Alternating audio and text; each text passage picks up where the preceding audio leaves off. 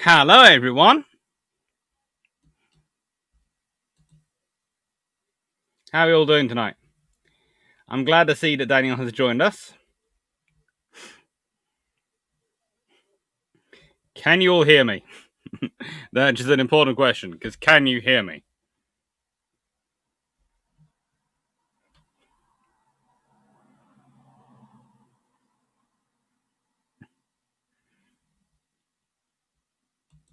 Clicking, clicking, clicking. Loud and clear. Very good. Glad you can hear me loud and clear. Right then. That's all good. Now, hopefully tonight will not be joined by our common cricket or oak leaf cricket pal.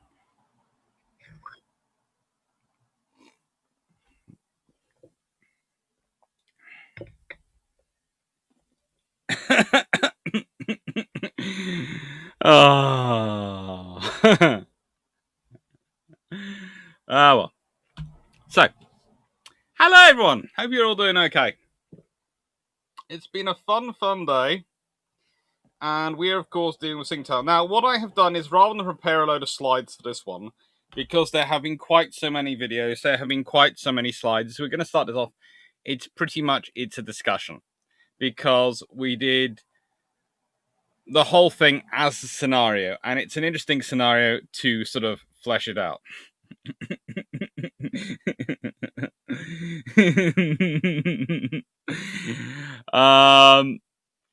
The whole thing was, as Daniel and I have tried to put out in, I haven't counted out yet how many hours of videos, but I'm fairly sure it comes to quite a lot. In terms of the videos, I think it's somewhere in the region of, let me just check.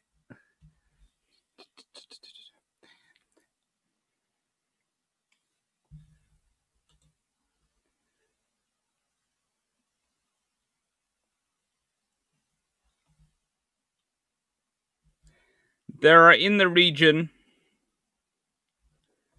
of 2, 4, 6, 8, 10, 11 videos, roughly average time of 50 minutes. So 550 minutes divided by 60. That's 9 hours and 10 minutes worth of videos to go through. So I hope you enjoyed them. Judging from the data I'm getting back from the good old YouTube's watching things, I think that they're being watched. It's rather fun. It's a rather cool project, really, and that's what it did turn into. It turned into a very nice project. Daniel has to have a lot of thanks.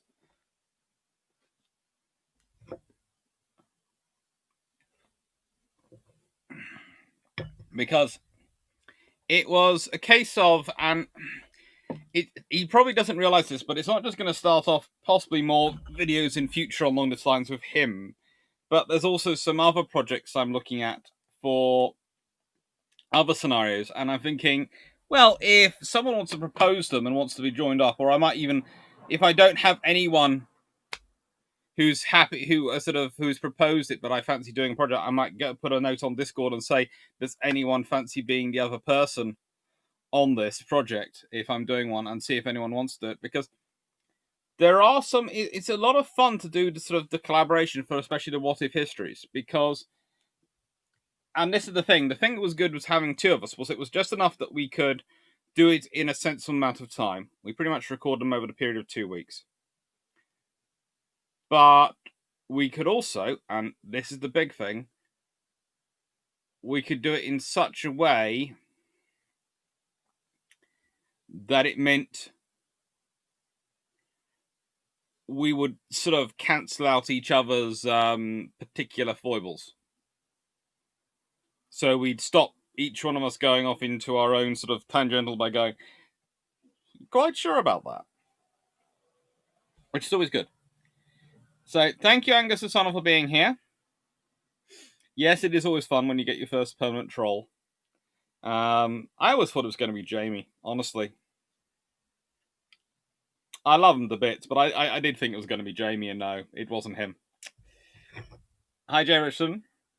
Daniel, glad you're here, because you need to start. You need to answer questions as much as I do. Hi, Martin. Hi, Albert. Hi, Jay. Hi, Blue Shirt Butter. Hi, Jay Richardson.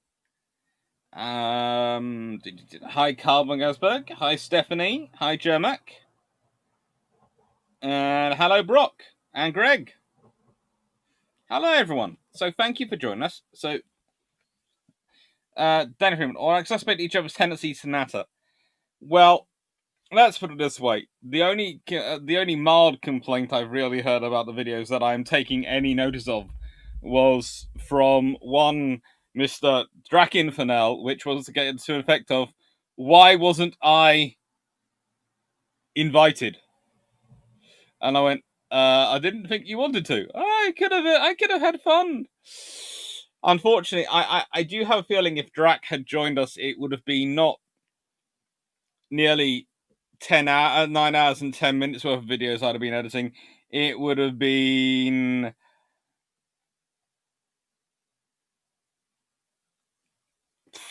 19 hours of videos I'd have been editing. I'd have been still producing edited videos next month. Oh, God, that'd have been about a dozen scenarios. Oh.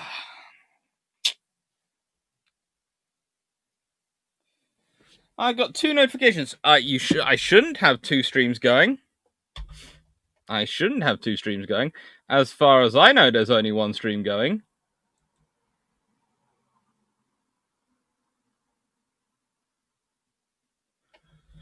According to my system, there is only 1 stream going, and there are 31 viewers. So that's it. That's according to my system, and 9 likes, and no dislikes yet.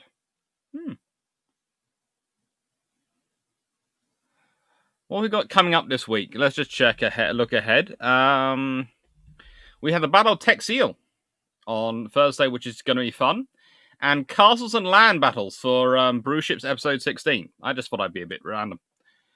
Also, while we're doing this sort of stuff, thank you for the likes, the sharing, the subscribing. They all mean a lot to me. And thank you very much to the patrons. And this, of course, is a patron video, so that's rather cool, because it's a patron proposed topic, as always. And currently, that's actually live at the moment. The patron voting is live at the moment on next month's topics, because next month's topics have been suggested. Suggestions have been taken in. I've taken 6 of them, and I put them up for vote. And they're currently live, and they will be voted on by patrons. We've also got some things in the long thing. We've got a Battle of Taranto, which I am going to have a talk with the Bilge Pumps crew tomorrow about how it might be done, because I've had an idea that might involve them. And the Battle of Quiberon Bay on the 20th of November. Because one of my patrons told me that, we always chats away, told me it was his birthday. And it was on that battle, and I thought, well, I can book in November quite easily now. I haven't decided which ones are going to be doing that, and actually I quite like doing that battle, so we're doing the Battle of Quiberon Bay on the 20th of November, the day of the battle. So that's going to be cool. But anyway, back to Tsingtao 1939 and what happens if it goes hot.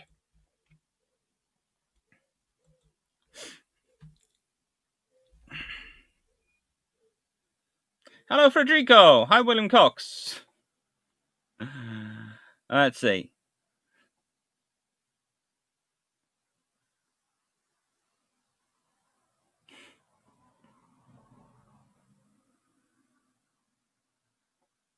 Well, as I said, I can't detect it.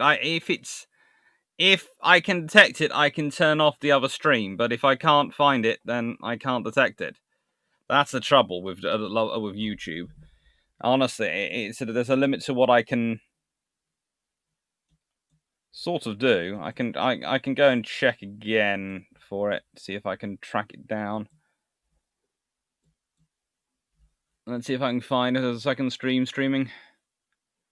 Because I think this might be actually what occasionally causes my poor laptop to have trouble, is it can actually survive managing one stream. It's when it's trying to manage two.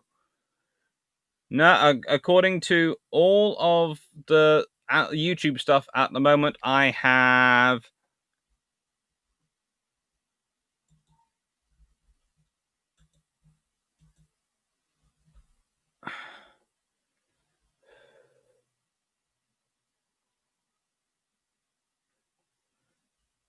just one thing running.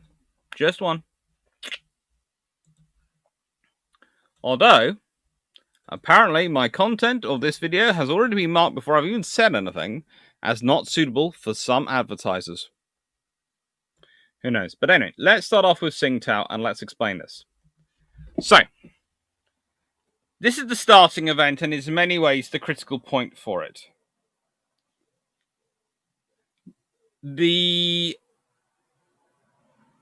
What happens is that the SS Vincent de Paul is a small tramp steamer, basically. And she gets, for want of a better word, well,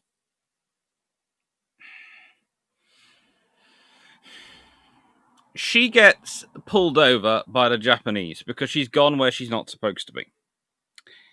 They take her into Tsingtao Harbor. Now, Tsingtao is the former German colony, which they captured in World War One with a little bit of help from the British. Really, they didn't need any help from the British, but the British turned up because there was a fear of what the Japanese might do to the Western women if they captured it without any supervising European powers.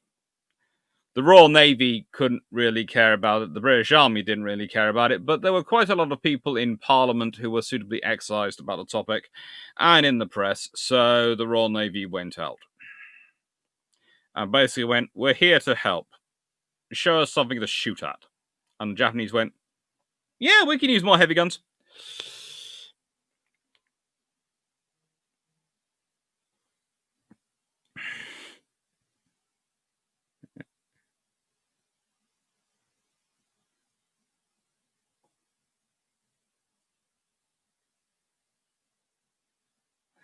Right. Anyway, so the Japanese have done this, and that is technically illegal because she's a British ship, and she was in international waters, so they are not their national waters because, of course, China isn't recognized really as their national waters. So they are supposed to have sent her, supposed to have made a request to an Admiralty court. They didn't. They didn't, and that caused a lot of trouble because it meant they had impounded a British ship illegally. And so the Royal Navy decided, well, it didn't really decide. The Foreign Office made a request, and the Royal Navy got alerted and went charging off because the Foreign Office heard about it through the radio from another ship because the Vincent de Paul didn't have a radio. So another ship spotted it going down, radioed the local consulate in Tsingtao, actually, who then messaged Shanghai, who messaged Birmingham, which was actually down in the Philippines. Down in Dutch area, in sort of Dutch, the Dutch East Indies, having fun down there, taking part in an exercise, and then Birmingham and Folkestone, a little sloop, charge all the way up to Tsingtao and arrive in Tsingtao 30 minutes after the SS Vincent de Paul has docked. So that tells you how slow Vincent de Paul moves, but also how fast Birmingham and Folkestone were going. And then there is a confrontation. And the confrontation is diplomatic, but the British see it's not going anywhere. So a young Edward Ashmore, whose book is somewhere around me, he says, with more certainty to me, certainty than he currently feels, because it's disappeared at the moment. I reorganized my books last night because I was doing some work and I couldn't figure something out, so I started reorganizing my books. A habit I do when I am figuring stuff out. And now I can't find Edward Ashmore's book. I'm sure it's not that far away from me. Where have I put you, bookie? That's a question. Anyway, so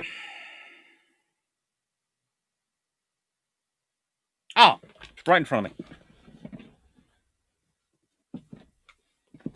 This.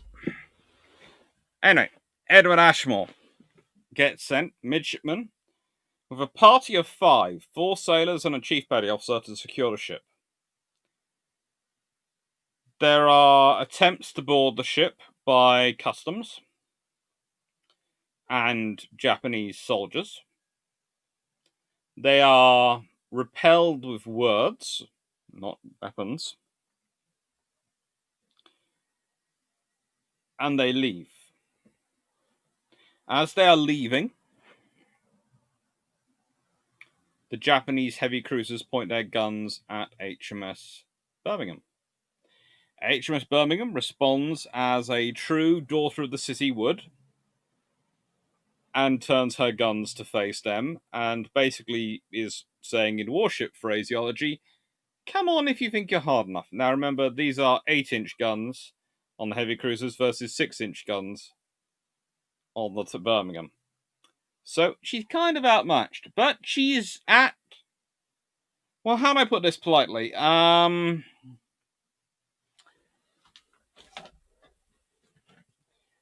She's at a range which I could accurately measure with this very, very easily.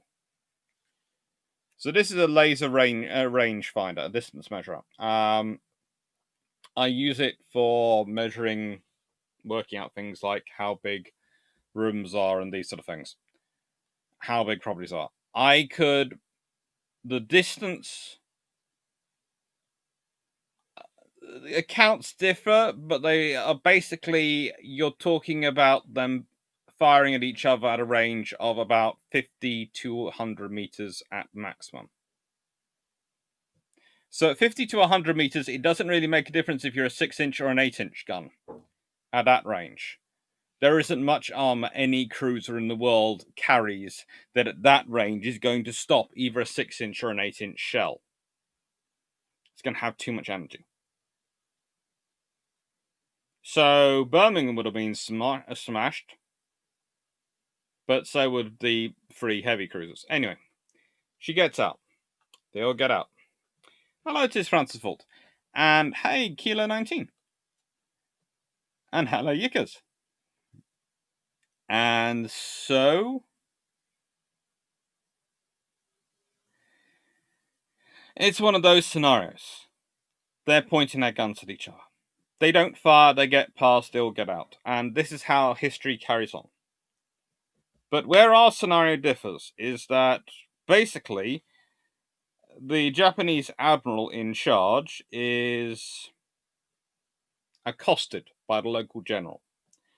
One of the officers who had instigated the seizing of the Vincent de Paul in the first place, because it was felt that she might be trading with Chinese nationalists and therefore could be causing them arming them and causing trouble. They accused the admiral of having let not only themselves be dishonoured, but the honour of Japan down. They have allowed the British to dishonour Japan. They did nothing, while Britain took the ship from under their noses and pointed guns at them. They did nothing, while the British evil imperialists, whatever you want to call it, stared them down and bared their butts at them. This sort of thing. You can imagine it. And so so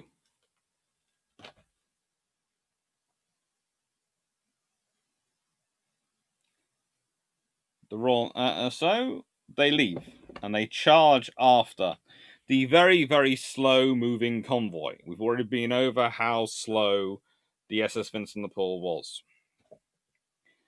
And they charge in and torpedo her. This is what we've done to leave history, because in real life that didn't happen. The Japanese never followed the Royal Navy. All the stuff up to them going out with the guns being pointing at each other, that's true. So we didn't touch any of that. We didn't have the fight starting in Tsingtao, because that would have just been too much of a mess and would have had all sorts of weird connotations for history. Because if you'd had the fight taking place in Tsingtao, the Japanese would immediately lost 3 heavy cruisers. The Royal Navy would have lost a light cruiser straight off, a sloop straight off, Vincent de Paul straight off. But you know, the scenario just doesn't work out well at that point for anyone. It doesn't change much of the course of the war, because there's still from what we're projecting, because there's still several Japanese lightly armed task forces far too exposed to British positions in January 1939. Hello, new IKB 4472. So they move in, they move out, and then they basically, the idea is the Japanese cruisers come up very fast. They launch their torpedoes at Vincent de Paul. They sink her and they run away, and they back off. Royal Navy doesn't respond at that point. Britain would probably have held his fire, because if they weren't going to fire at him, then his ship's going to get sunk.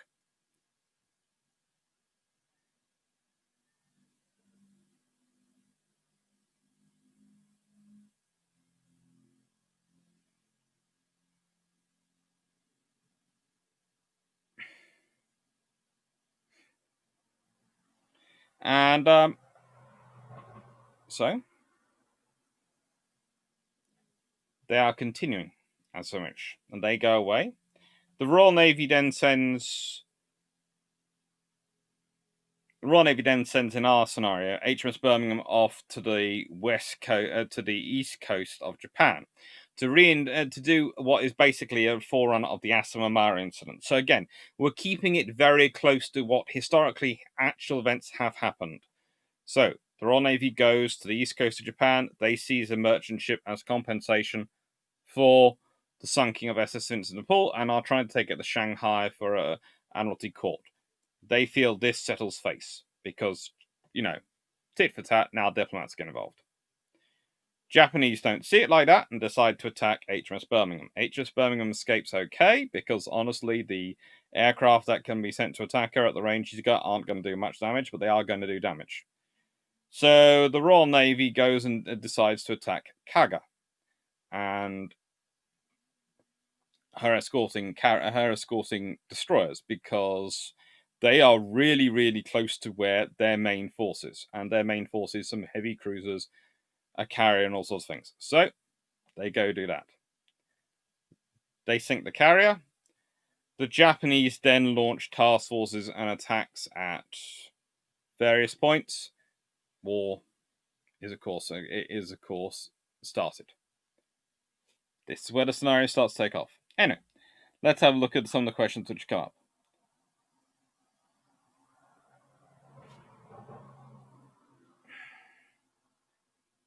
I'm sorry to hear that 'tis France's fault that your internet's making things difficult.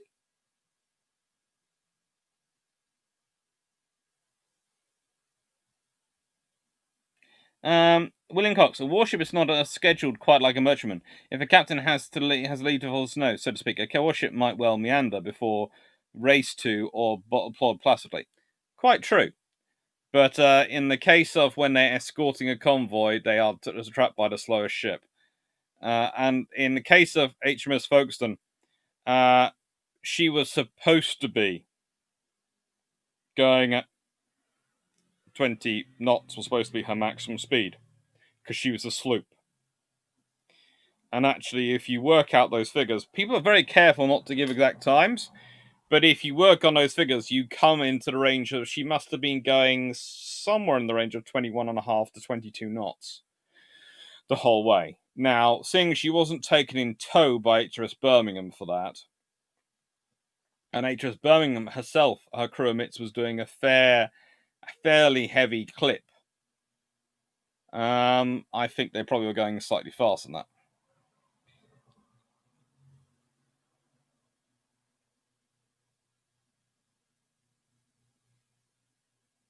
And suddenly, it wasn't just HMS Birmingham, it was the whole Royal Navy. Sure, the rest of the ships were a bit out of range, but ranges change. Yes, that is the fact, and that's when we're talking about the real life incident, that is a major factor. As I mentioned it when good guys go bad, this is the point of naval deterrence. This is the point of you having. This is why when people say, oh, you don't need a carrier battle group, you don't need an amphibious task group, you just need frigates out there being, wandering around the world, you just need this. Well, the reason the frigate out there has power to go stop is because of the carrier battle group back here and the amphibious task group back here. And that's the thing. That's why you need a balance of forces. If you're going to have forward presence, if you're going to do naval diplomacy and forward presence, which is a very effective, cost-effective methodology for a nation which has global interests and commitments like Britain to pursue, or America and these things, you need to have both the policeman on patrol and the backup riot squad. You don't have the riot squad or the armed police or the dog handlers or all that group out on day-to-day patrol. They are deployed to the crisis they're needed for. You have regular police on patrol.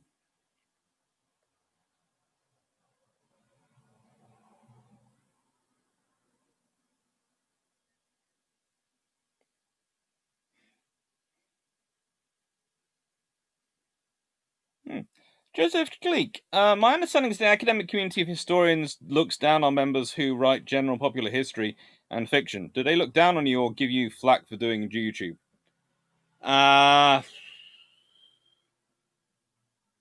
So far not had anything. Who knows?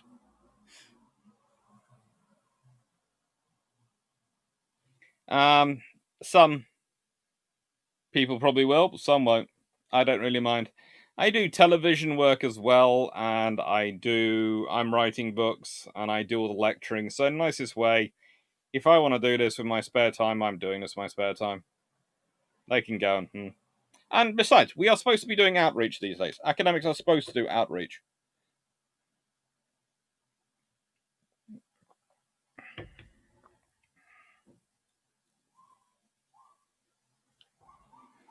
William Cox. Well, to be fair, tenured and not all tenured professors are academia nuts. No. Frederica Vega. Could the cruiser tow the merchant faster than 9 knots? Possibly, but she wouldn't do that because that would then restrict her own freedom of movement too much. The idea is she's got to be free to try and position herself between the merchant ship and the enemy. The thing is, though, there are 3 enemy cruisers. And in our scenario, one of those fires, and that's the one, Ashigara, which manages to get past because Folkestone is being sort of covered by one, is covering one, and it's sort of between that one and Vincent de Paul.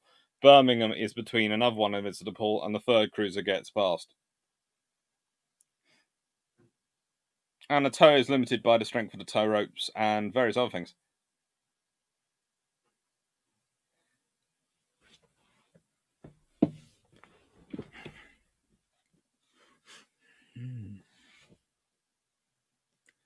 Right.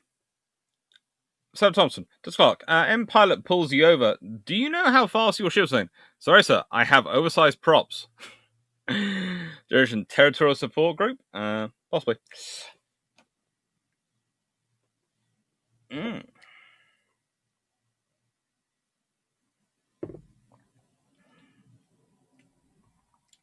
A cruiser is not optimized for towing a merchant hull. But it can do, but it's it can do, but it's not sort of amazing. James, there you go. It would be more likely that HMS Folkestone would tow the Trampstina if any towing was done, not the cruiser. Probably, because let's be honest, a sloop hull is more optimized for it than anything. How big was Merchant? Not big. She's not even really big enough that she would be mentioned.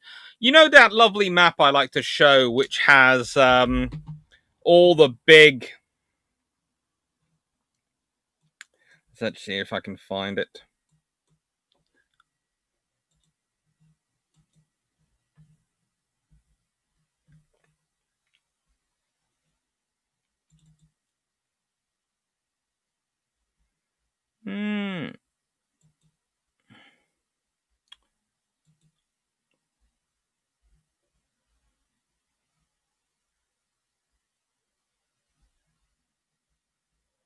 See, can I find it? Can I find it?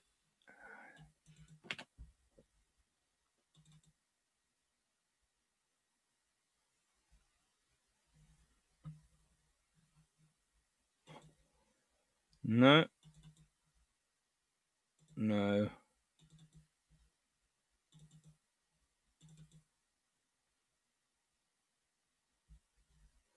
Should be in it now. Oh, there it is, that'll do.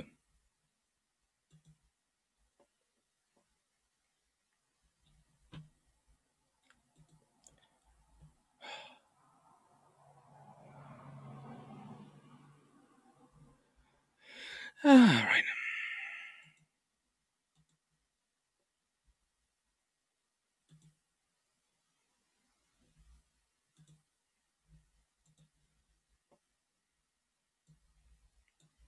Sorry about that. So, you remember this map? Well, the events in the pool was small enough that she wouldn't have featured on this map.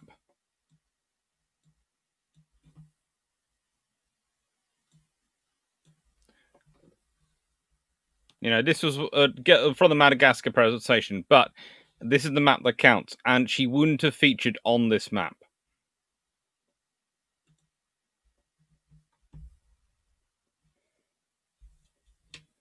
John Hart, my hometown, Folkestone. Yes, HMS Folkestone is one of a cool little sloop. She does many, many things. And also, here's the point I would really like to make certain is understood.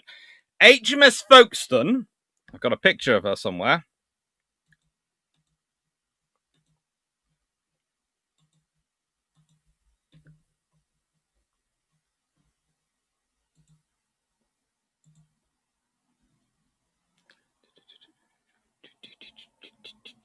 There you go.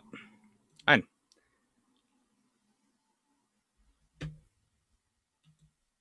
this little ship points her 4-inch gun at the Japanese.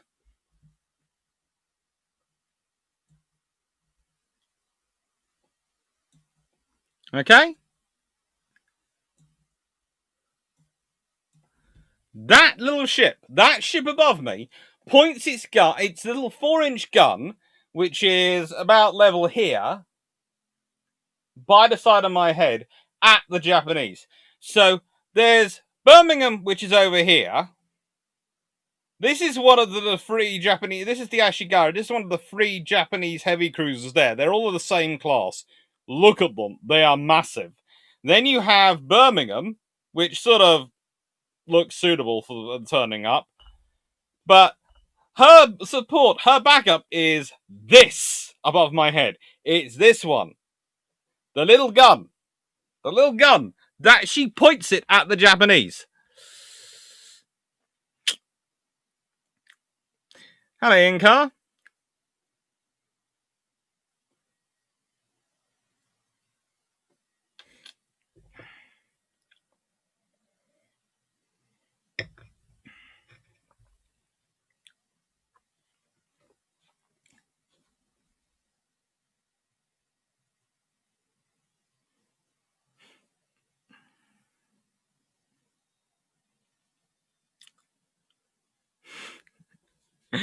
Right.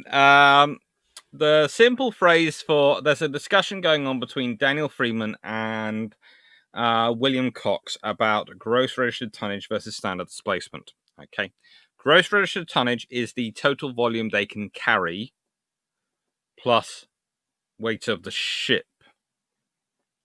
Where it's how much weight they can carry and still maintain their plimsoll line. The standard displacement is the weight of the vessel when it's empty.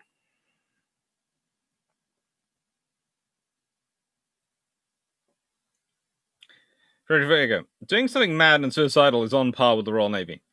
I think you love that little ship more even than the Trials of And by no means am I better than you, sir. Oh. Yeah. It's just a cute story. It's just a cute ship. It's a lot of fun, the little thing, and I have to say, sloops are going to be my next project. But after I've got through, I'm doing an edited book with my girlfriend on the Falklands War from our conference, and then I'm hopefully going to do an aircraft carrier book. Then it was planning to sort of do a Henderson book, but I think I'm going to do a sloop book before I do the Henderson book. So I'm going to swap round. I'm adding in an edited book, which I was planning doing at some point, but on the Falklands, but wasn't thinking I was going to do it as soon as I am doing. I've swapped around numbers 1 and 2, which was the tribal book was going to come after the carrier book, and looks like the tribal book's going to come out first, and then the carrier book, which is based on the PhD. And it looks like I'm going to swap around 3 and 4, which is Henderson and the sloops, because they're just cool. And let's find Folkestone.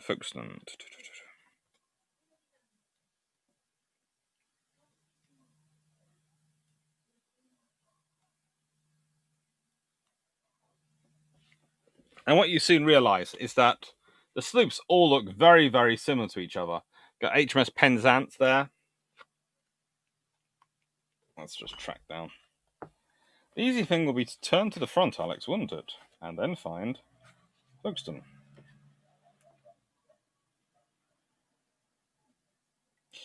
Page 6, 7, and 26.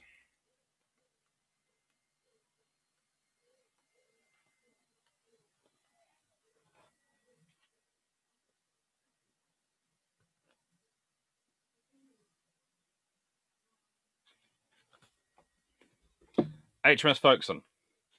And she's had a fun career.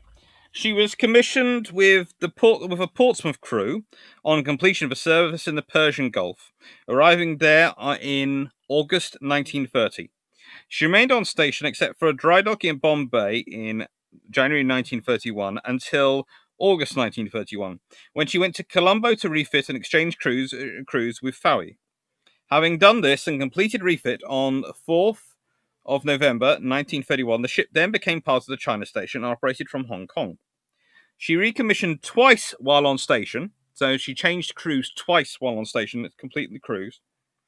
At Hong Kong in the 2nd of April 1934 and Singapore on the 8th of October 1936, remaining on the China coast until, and she would do this until May 1939, when she was taken in hand at Hong Kong and converted to an unarmed survey vessel intended for service in New Zealand. However, Folkestone never thus served due to the outbreak of war.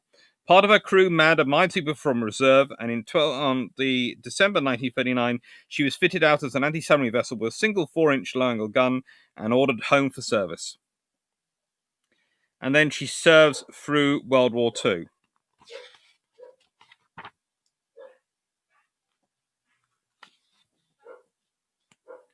And she remains in service with the Royal Navy until 1947. That little ship. She faces off against the Japanese. She fights German submarines and Italian submarines in the Atlantic. She takes part in nearly, I think it's somewhere in the region of 50 convoys in World War II. And then this. So she does a lot. She's worth her money. Right.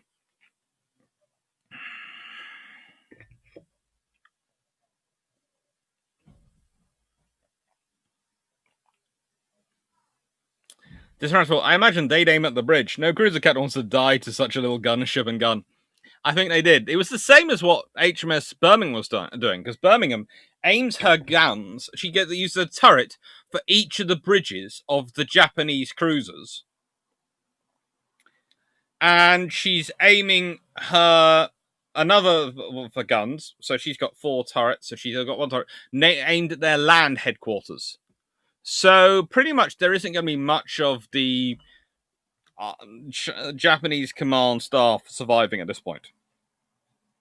Now, you can say, why didn't she point the guns at their hulls? Well, There's a reason for that. They were worried if that's at such a close range, if they went for a hull shot, that they actually hit the water and they wouldn't pierce the torpedo and other protections on the ships. Whereas they knew at such close range there would be not any part of the superstructure surviving after they'd finished. So that was literally Brind, his ex-executive officer, and his gunnery officer have that conversation in like 5 seconds to go debating this, and then the guns are swinging around.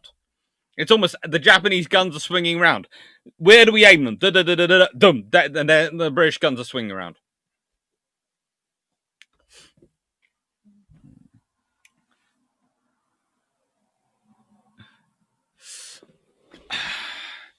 RF4, after several months of lectures, I now understand how the Royal Navy dominated the world seas for more than 2 centuries. Yes, basically by being aggressive. Yes, Johnson. Angus Johnson.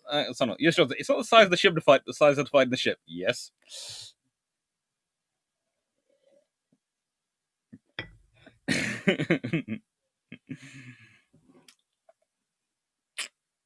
Frederick Bayer, 2 4-inch guns and 4 Wickers machine guns. Yes, she only had 1 4-inch gun fitted at the time, but she did have 2 machine guns, so I presume they might well have swung around too. Fusion Johnson has a chance against the Miyako. If that forage manages to hit the torpedo tube, an initial salvo, a Japanese cruiser is in a possibly fatal situation.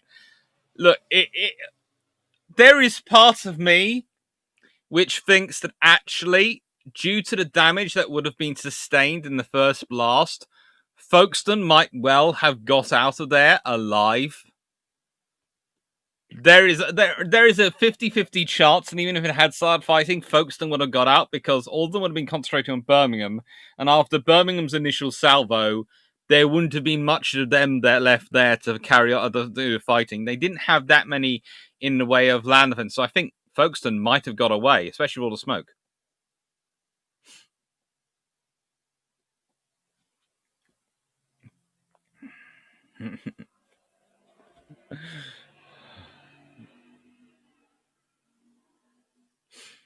Very Tobago. Sadly, the Wikipedia article does not mention the incident at all. I find this a lot of the incidents I look at in the Far East. There is a... Now, one of my colleagues put this the wrong way. He said there's a conspiracy, and I don't think there's a conspiracy. There is a common perception of history. There is the standard narrative of history, and if you look at it, it always focuses on Britain was focusing on Europe, Britain was focusing on fighting the Germans, and that was where war was coming. And actually, honestly, there are more incidents happening on a regular level with the Japanese than there are the Germans. But this means that the British think they can control them. You know, the interesting example is that this is going on. A lot is made about the Netherlands scare, the sort of the idea that the Germans were going to march into the Netherlands, take it over, and use it as air bases to attack Britain with a strategic bombing campaign. Admiral Ken Ayres released that. It was fake news. And Britain's response to that. But Britain's response to that comes in February. It's released in January, almost a week before this incident happens. This incident happens. The Royal Navy is able to tell the government, we've got this under control. You don't have to worry so much about Japan. We can deal with it. Hi, Paul Johnson.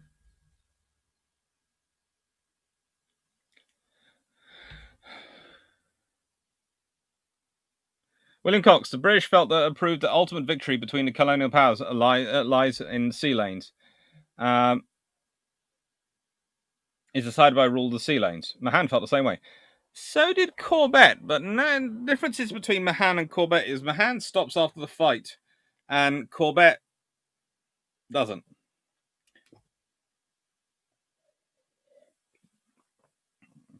Ian Carr. What nationality was the St. Vincent de Paul? And if not British, why was the Iron involved at all? Well, she is technically British. She's flying a British flag. but she's being operated by on behalf of a French company. She's owned by a Dutchman who lives in Canada, and she's carrying a cargo, we think, for a British company, but could have been for an American one. It's really a hot mess.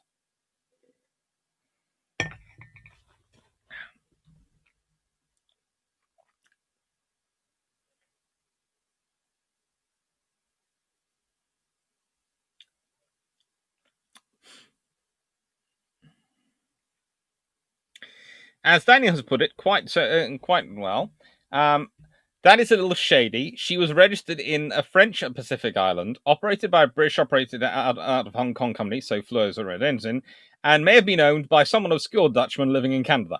Yes, a Dutchman living in Canada who neither the Canadian authorities nor the Dutch authorities seem to have any record of.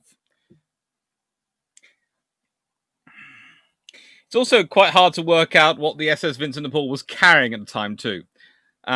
Yes.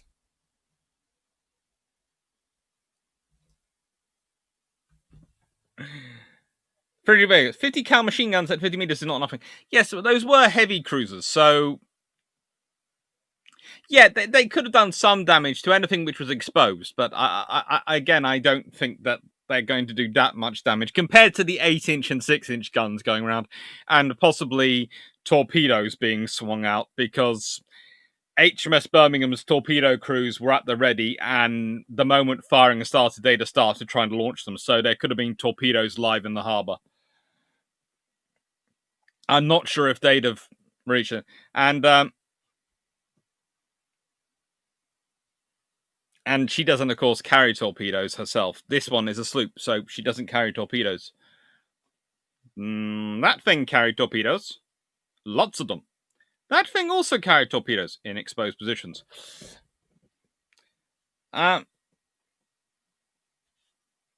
Sam Wilson, given the way the Japanese were organized, if you take out the captain as X, who takes over? Well, that's a complicated position.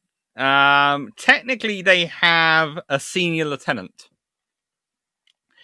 But traditionally, the captain is on the bridge with the senior lieutenant, and the XO is on the level just below in the conning position, which is supposed to be armored. But at that range, the conning position, the bridge would have been smashed away. So you would have taken out the captain, the second in command, the third in command, possibly lots of other officers who have been gathered around on the bridges. So, and the gunnery officers, of course, and the gunnery control positions, because they are all above them. So, chief engineer, that's about all left.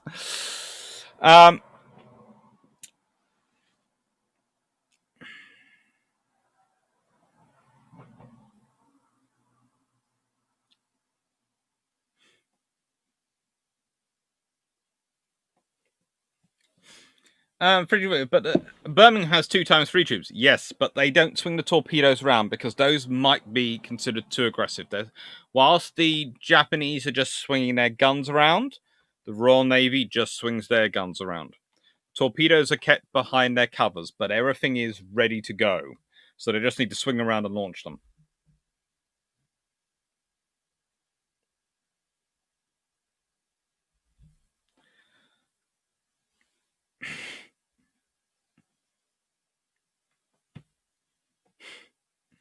According to Wikipedia, at least, not bothering to double check, the Miyako class had unarmored bridges. They had an armored conning position, semi-armored conning position, not an armored bridge. Mike Rose, is it possible that the history of the 1930s has been written in a more European-centered way due to the availability of sources? Definitely, and also due to what happens afterwards.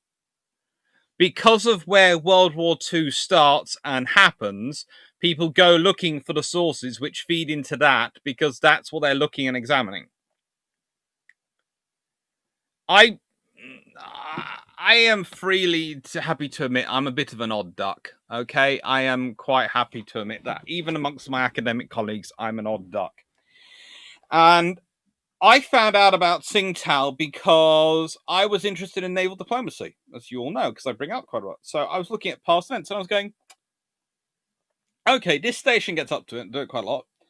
And this is an HMS Birmingham doing this. There's these cruisers. What the? And start looking through it and going, oh my lord, there is so much going on here, and we don't. And then you realise that the Yasamamaru incident takes place in January 1940, a year later, and it's HMS Liverpool, another town class cruiser being used in it. And once you start looking at the town class cruisers, and I did a whole presentation on Britain's sword and Britain's the shield and empire, basically, which I did at Cambridge, actually the conference I met my girlfriend at, and it was, there was some people looking at me going, we didn't realise this happened. I was going, you're a professor of history. Realise. Derp Squad, given the strict rigidity of Japanese command structure, destroying the bridge might well cause the free cruisers to be unable to fight back, or at least for long enough to leave. I know, theoretically there is a chance, but they would have fired first, so I think Birmingham would have got out of it. But I said Folkestone might have a chance.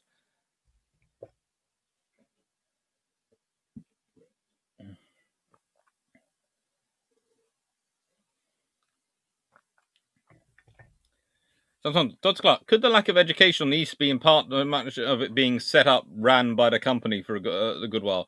No, it's mostly World War II. And I'd say that Daniel Freeman's right with there are layers of racism in the Cold War. And the center of the Cold War was very focused on the European front, on facing down the Soviets coming across Europe. So, that happens. That's good. Just talk. As an example of rigidity of Japanese command structure, damage control was only carried out upon the order from the bridge. That could have made things interesting in this scenario. Also because, let's be honest, if they're setting off HMS Birmingham that close to them with that many shells and she blows up, she might well take them out as well with her suicide throws, even if she doesn't launch torpedoes.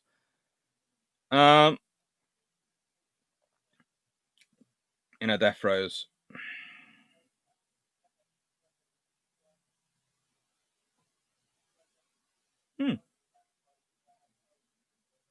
Frederick Vega. Oh, I'm not sure.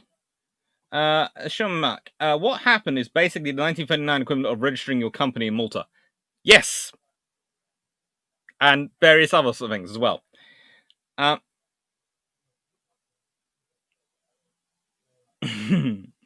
This is all. Drugs or guns, I imagine. My instinct is guns. My instinct is heavily guns.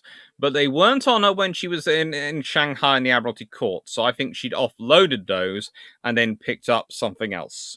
But whatever, when she was found in the Admiralty Court in Shanghai, there was nothing in there which was illegal, and she was watched by the Royal Navy ships the whole way back.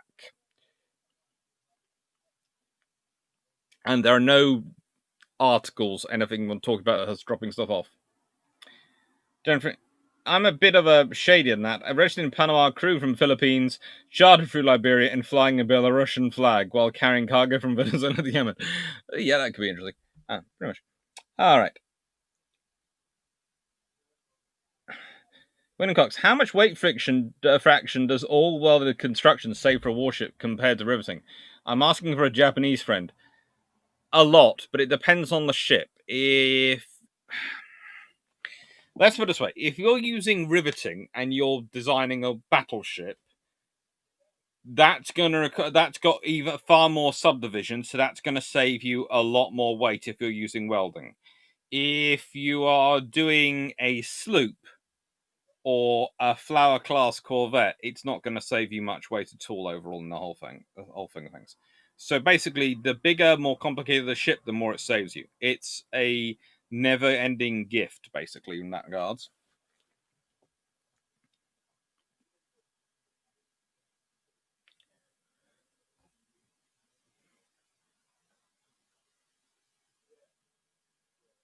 Calm Gasman, I guess HMS Birmingham would have done a lot of splinter damage to herself firing Rissel.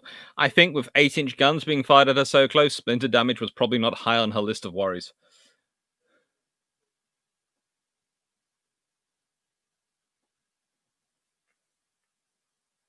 Jomac, scene from Lord of War with painting over ship name and searching for flag just flashed in my mind. Yeah, it did me.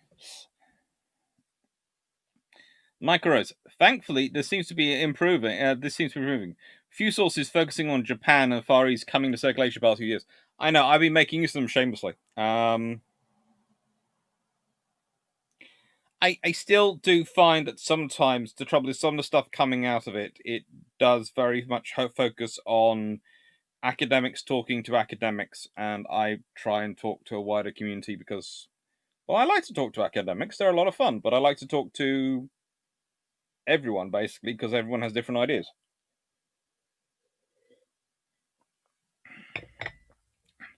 Excellent. After the British ships leave, the Army General gets very upset at the Imperial Navy ship captains. Then those 8 guns swing around again. Yep. In car, it appears that SS Vincent de Paul survived until February 45 when sunk by mines somewhere. Yes, by one of our mines. We sunk her. She was captured by the Japanese, and we sunk her and ended up sinking her. Danny Freeman, I always love it that when people ask when World War II started, you have to say where, as even in the East you can think 1932 or 37. Stephanie Wilson, sure, that ship was registered as a British for just this reason. The British would protect her. Bingo. That's the thing. The British flag means something. It means you have to go to the Admiralty Court. Which will be fair, and this is the point. The Admiralty Court actually ends up judging in favour of the Japanese that she hadn't properly notified them of where she was going and her charts hadn't been properly been maintained, fines the owner a certain amount of money and gives it to the Japanese. You know, the thing is, the British were scrupulously fair in that regard. It's just that the Japanese decided that they were going to say that they could do it. Because, again, if Britain had accepted that they had territorial water claims over Chinese inland waters and over all the Chinese coast, then that would have put Britain into a lot of trouble. So there was no way, there was no scenario Britain could accept this affront. Which, to an extent, the Japanese Navy understood. The Japanese Army-sponsored Chinese Coast Guard didn't get it.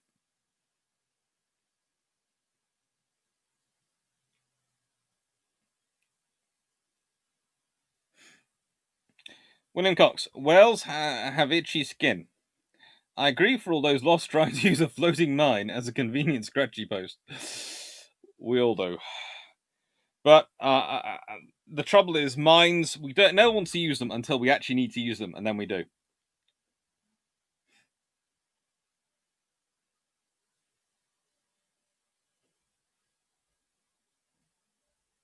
Bridget Vega, I heard bits about Tsingtao here and there, but this video is the first detailed information I've seen about it. Glad you found it interesting. Grosowski, what about Birmingham's torpedo launchers? Well, the trouble is with the Town class, they're swivel torpedo launchers. So they have multiple. And I have a book which has a nice big picture of them somewhere around me. It says, convincingly. Ah, there it is.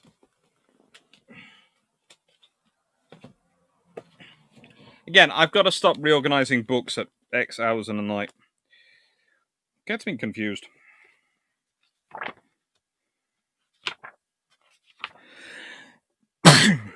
Thank you. No sure. Let's see. Didos. Not Didos. Edinburgh class. Not Edinburgh class.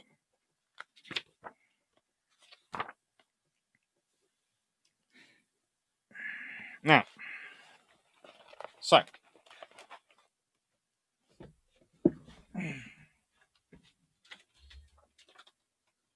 And here.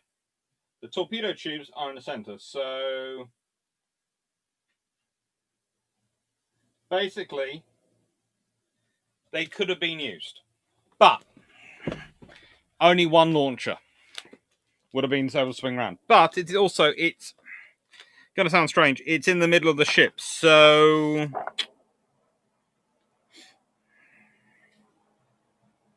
It has a chance. I think it has a good chance.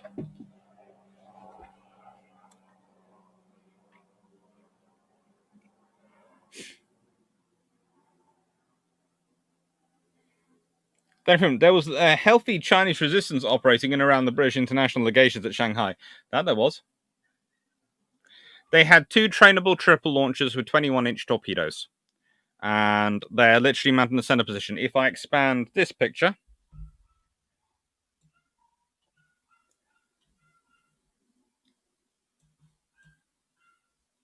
to here, if you look, right then,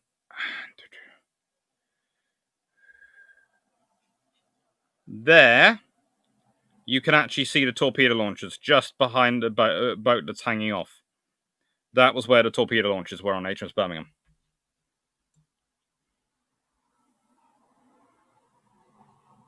I forgot about how to use that using that picture. I'm still getting used to the whole pointing things out on this.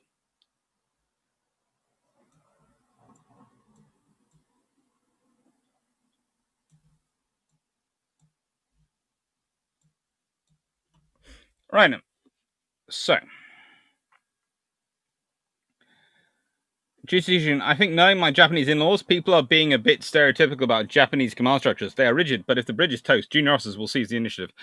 That's my thought as well, but also my thinking is they're going to be suffering a lot of damage. As I said, my theory is that the bridges would have been toast, but also probably HMS Birmingham would have been toast and could quite well have cooked off in the middle. So she'd have gone sky high. At, again, close ranges to those 3 heavy cruisers in confined waters. Yes, it's not on the order of magnitude of Beirut, but it's going to be not far off considering the amount of explosive firepower she's carrying in terms of shells and those sort of things. So, and the speed of it is not going to be allow for much damage control to minimize that. So, yeah, those ships are going to be suffering a huge amount of damage.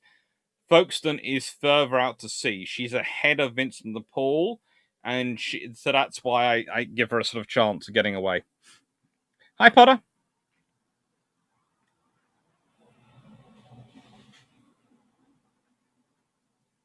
Lionheart, X-Ray. Is there a good book on the battle breakdown of the Battle of Java Sea, 1941? There is a book by Harry Bennett called Great Naval Battles of World War II. I've got it somewhere around me, but it was by Professor Harry Bennett of Portsmouth University. And it's Plymouth University, not Portsmouth. He's on that one now. And it's very good. I like it.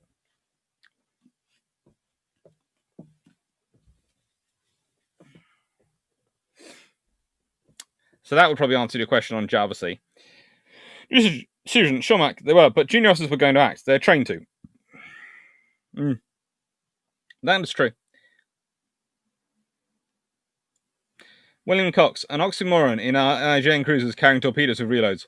More than one IJN cruiser died when a sympathetic torpedo detonation broke her back. So, best of mixed back. You see, this is the thing, because I think if Birmingham goes off like she probably would, I wouldn't be surprised if some of the munitions and damage done in the Japanese cruisers, which are going to have been damaged by the impacts, the shells, also goes off. And it's like, I was having this conversation with someone, and they're going, well, what would happen if Birmingham missed? And I went, it's at 50 meters. They do not need their rangefinder for this. They're literally just pointing the turret and pointing the gun. You can the gunnery officer of the turret can see the target. It's the end of a swimming pool. They're more worried we'll probably be going over than missing it. Jeremy, what was the minimum arming distance of British torpedoes at this time? I think possibly too short for this distance, but there again, I'm fairly sure if there was a method to make them work in that distance, there was a petty officer currently sitting cranking over his torpedoes, making sure they could work.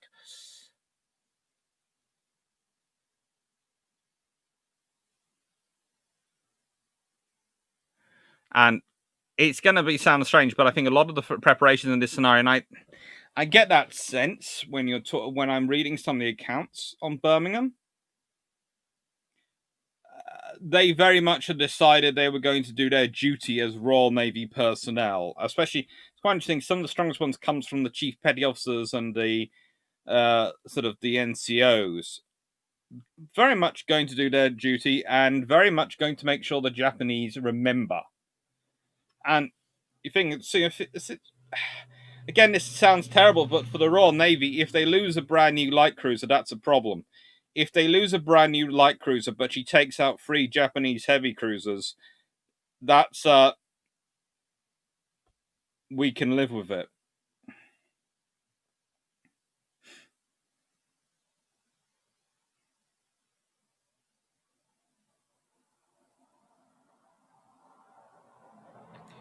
Don't have.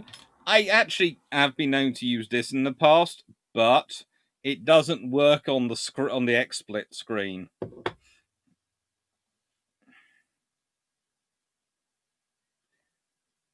Um.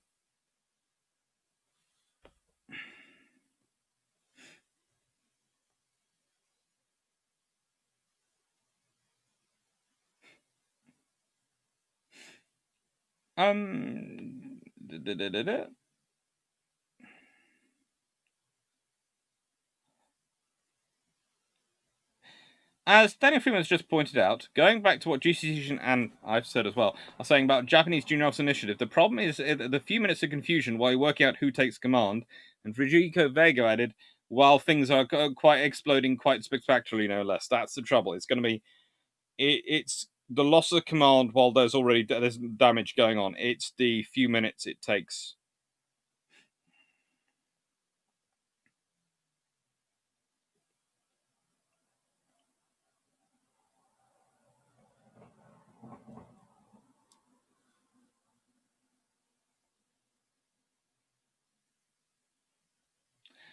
Java C was the site of a number of battles, but I think it was 1942, not 1941. I listened to a good podcast from Australian Naval History things. Oh, there was one. Nicole Townsend, I think she's on Twitter, produced a cool one. A couple of cool podcasts recently. It might have been one of hers. She does lots of interesting stuff. I can't try and keep track of the history which is coming out around the world.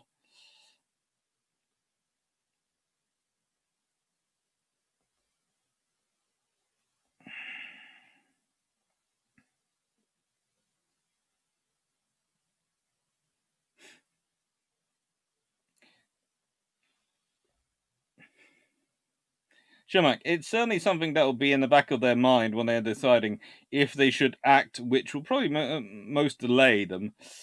Yeah, to an extent.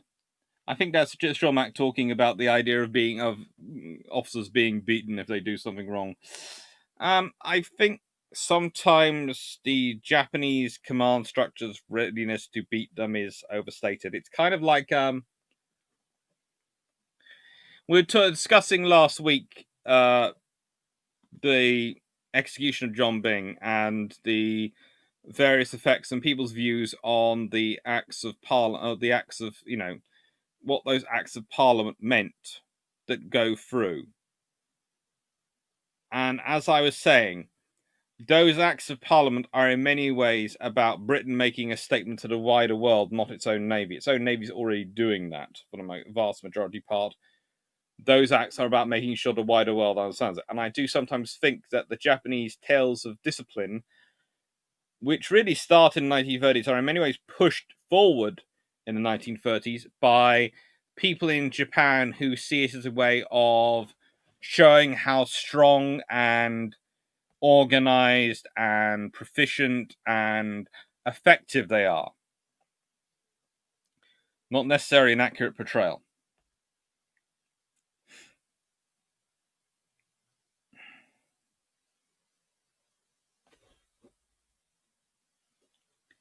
William Cox, the 300 years of tradition, squinting down the barrel of your long tom run turns. Yeah.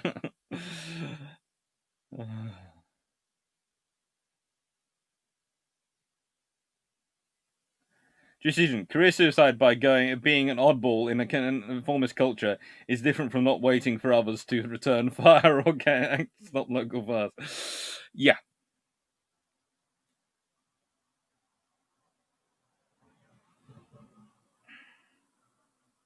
That's good. That's Clark. The Imperial Japanese Naval policy was physical punishment for junior officers who deviated from orders in any way.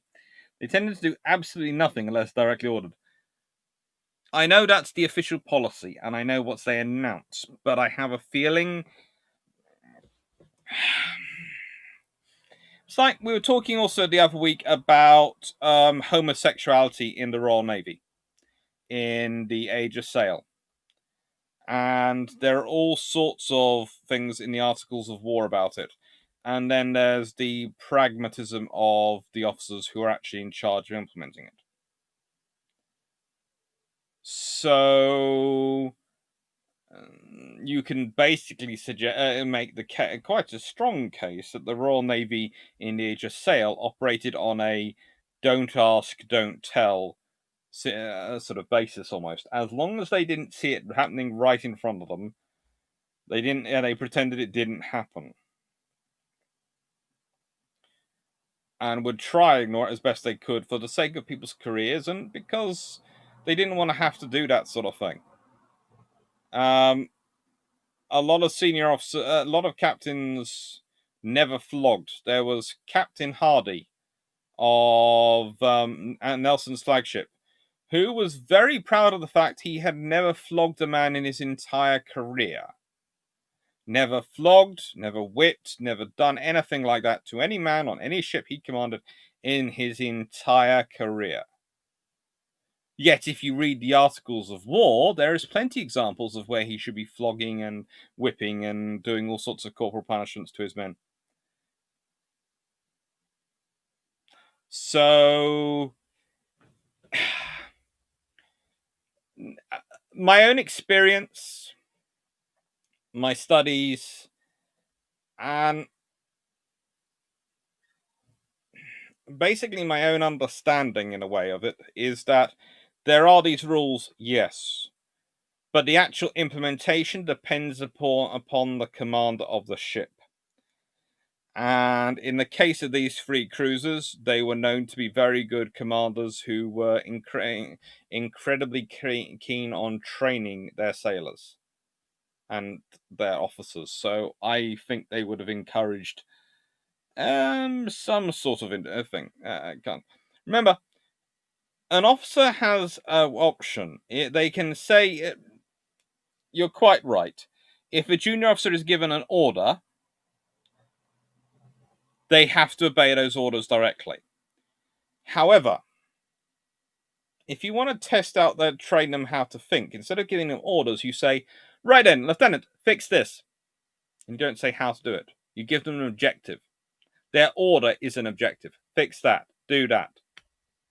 But you don't. You let them work out how to do it. So as long as they accomplish that task, that's all good. You haven't micromanaged them. And I think that's what you're sort of talking about in a sort of scenario. We have sometimes used various codes of work, and so I work out what naval flag signals will be for 3 to 4 letter code. Oh, it kept me entertained for a bit. That's cool.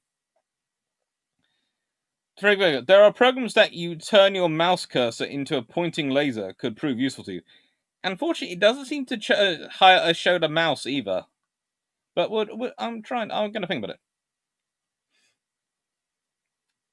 In the British case, it's more you can lose, but you better have fought bitterly or have a very good excuse. Yes, pretty much. If you do lose, you'd better be able to explain it. Jennifer Freeman, 1930s Japan was still struggling with a sense of identity in the modern era aspect, and now you get the Hello Kitty stuff. I'm not passing comment. I have far too many cousins who love Hello Kitty. They would hurt me. Even by the era of Nelson, the Iron recognized that their sailors are a precious resource and were better led rather than pushed to do things. Yeah. Shomak, the culture of violence was more a training thing, but it certainly breeds a certain type of officer.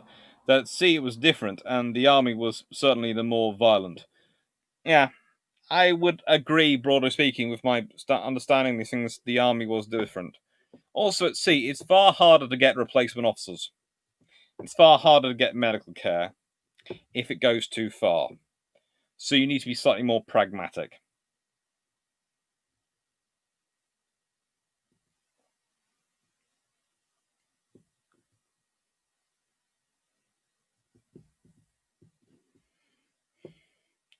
That's good. It's possible, but the Japanese Navy was a place in which officers tried to even have each other assassinated over slides. It had become a very dysfunctional place in some respects. I agree, but again, I would point out that most of those things seem to happen with the officers ashore. Once they get out to sea, they seem to start behaving themselves.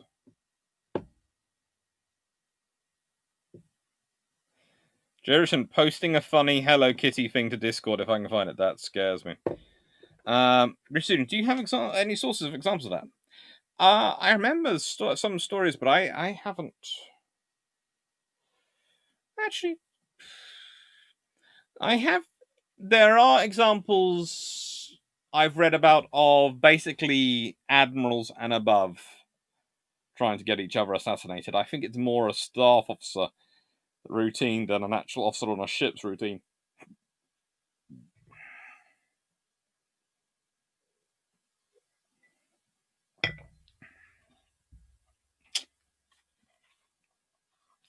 Japanese Navy and Army often had tried to have each other assassinated. That we know quite regularly.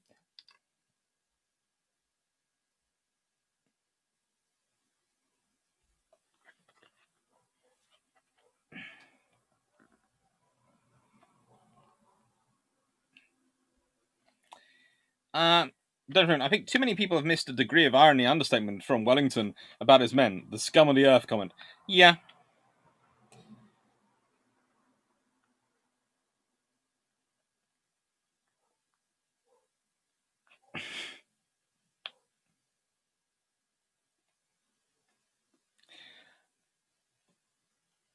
And honestly, the Japanese Navy is a complicated beast. But actually, it was one of the interesting things when talking about this with Daniel. One of the first things, we were sitting there talking about it and going, oh, well, now we have to worry, would the British really find the Kaga? Would they, Kagia, would they find the carrier? And it was a case of, yeah, they would, because she was making a lot of noise. Would the Japanese have told her what was going on? No, because they would have been in separate command districts, so probably no one would have passed it on to her because the Japanese command structures were notoriously bad for not talking to each other. Because what would happen was they would send the communications up to the higher level, and the higher level was supposed to distribute them out. And sometimes it did, and sometimes it didn't. And this was a problem for it throughout World War II, because occasionally ships would be making, admirals and officers would be making plans, and then they find out the ships that they thought were going to be doing something next door didn't exist anymore.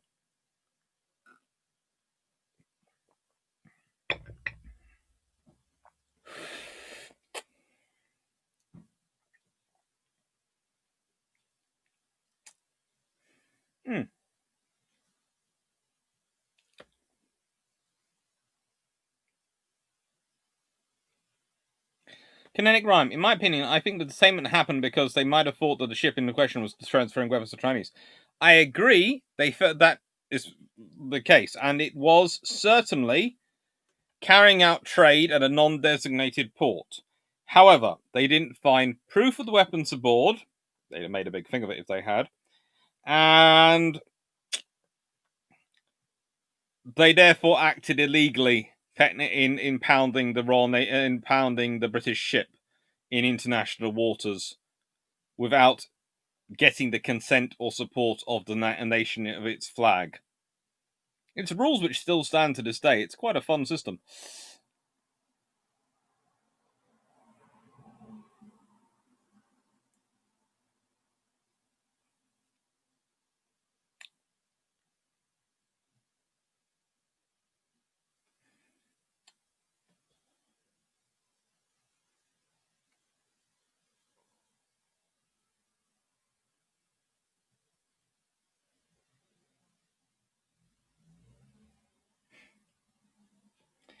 William Cox, the narrative says Yamamoto was given fleet command for protection. I'm not convinced. I think he might have been for protection from the army. He'd certainly pissed off quite a few of them, making the case for peace.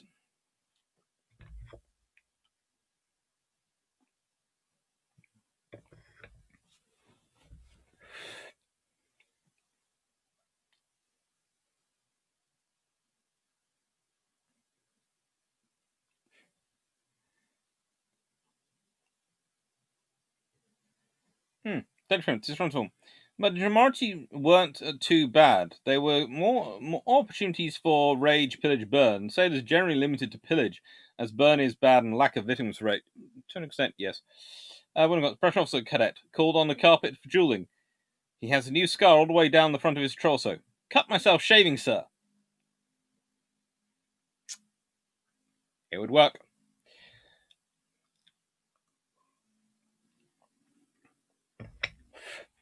And I had to say the most likely scenario, which we looked at, was the part 3, or scenario number 2. That one, this goes hot.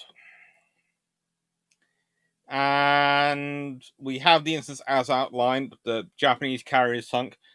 The British start sending their fleet, start doing their cruiser actions, reinforce Singapore, Malaya.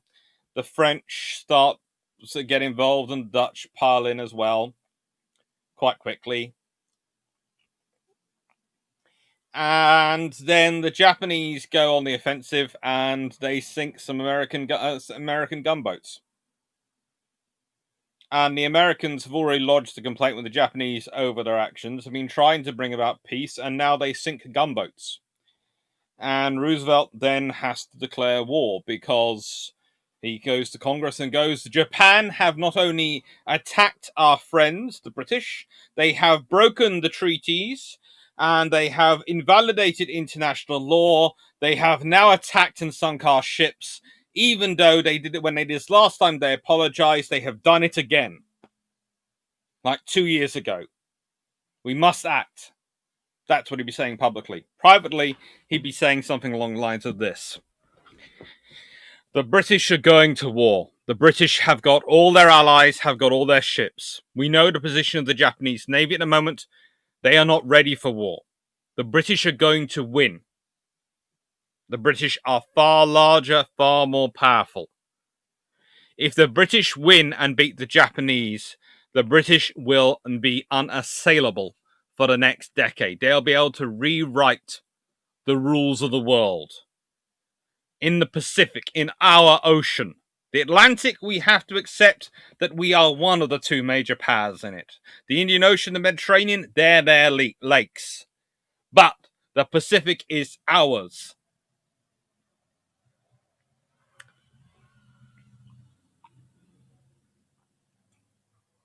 Americans declare war. Britain announces the appointment of a supreme commander. Enter Roger Keyes. Why? He's acceptable to the Americans because he's quite popular over there. He's acceptable to the British because he's very popular here. He's acceptable to the French. He's acceptable to the Dutch.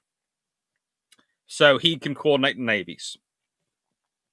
And it's agreed that the fleets will form up on Singapore, then advance to Manila, then to Wei, and then on to Japan. It works. Japanese Navy will be active at this point, but they will be having to gather their strength, what strength they do have. They'll probably be doing operations from the Canton on Hong Kong. I wouldn't be surprised if Shanghai falls. Wei is a bit of a trek from certain places, but probably they're going to be going for it. But the Royal Navy will be doing commerce warfare. Singapore? No. I don't even think French Indochina would really be attacked at this point, or the Philippines, because to do those are major efforts requiring organizing a lot of shipping. You know, that's the thing that's forgotten, is the amount of shipping needs to go into move those things into position. So, yeah.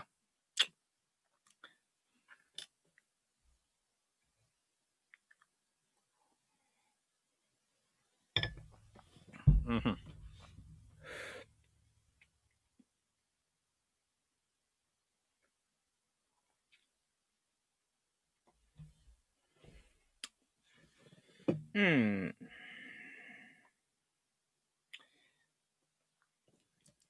Then I suspect, based on no evidence at all, that the IJN may have been culturally quite different from the Imperial Japanese Army, as the sea tends to get rid of at least some incompetence, and two, less of a tradition.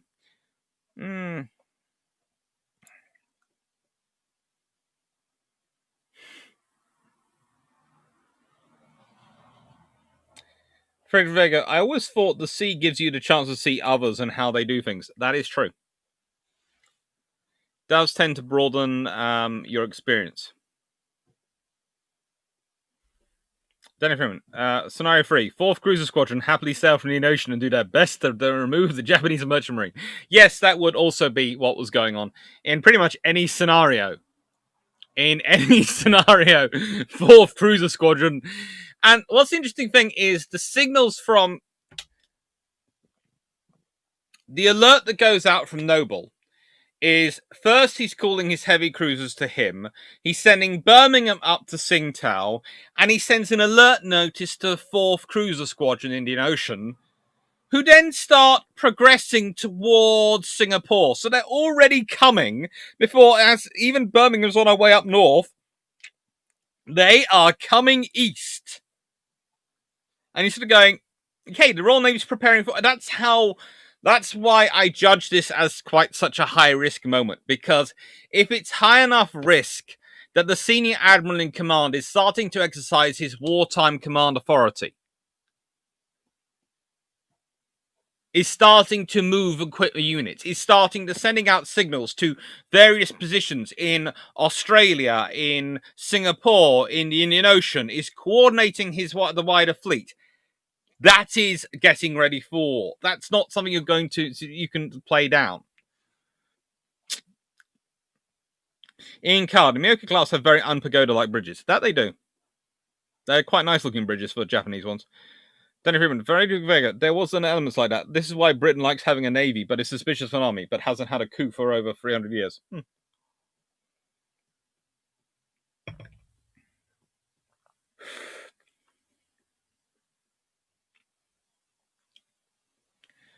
British Vigor, and the thought that maybe you're a tad outgunned and numbered in that class, the same thought might appear on the confines of a Japanese army base studying the Bushido Code to the point of obsession. Golden Eagle, all I've seen is, and Australians too, but yes, he did send messages out to them. Basically, this was not going to be fun for the Japanese. The British.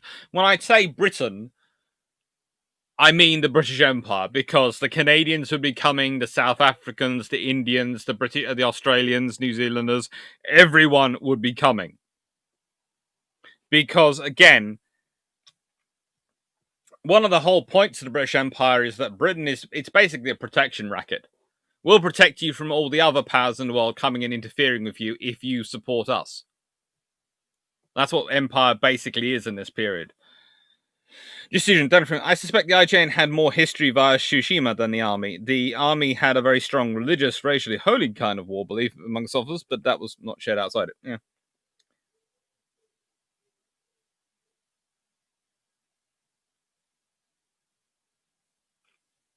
Sean Mack, who will get the nod for the USN? I have a feeling. Nimitz would probably be sent out, as I think what the British would probably agree with they would appoint the Supreme Commander, the Americans would appoint the Deputy Supreme Commander,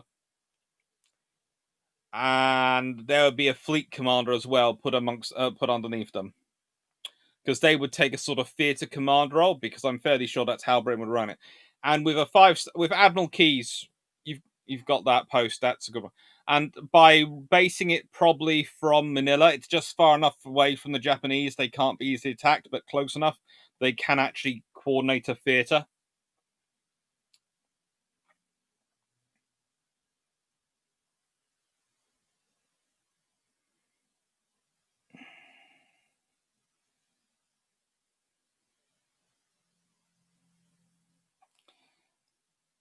William Cox, I always thought that Imperial Star Destroyers were molded on citadels of Japanese heavy cruisers. Splitty Splashy disagreed. He will be missed, but only until I get the range. Oh.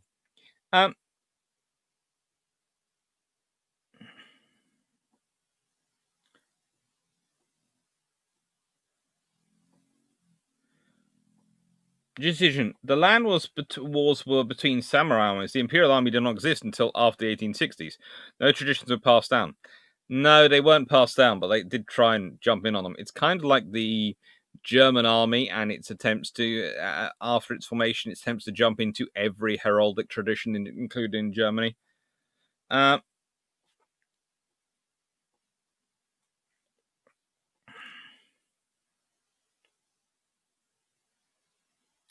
Golden Eagle, don't forget many Japanese warlords that previously declared defectors to Japan would now be looking to defect against Japan in land war. Oh, yes. And the British government will be prepared to provide the Chinese government of their choice with basically an endless stream of money as far as that government's concerned. Combined with... My suspicion would be the British would deploy something like an armored division or something equivalent to that.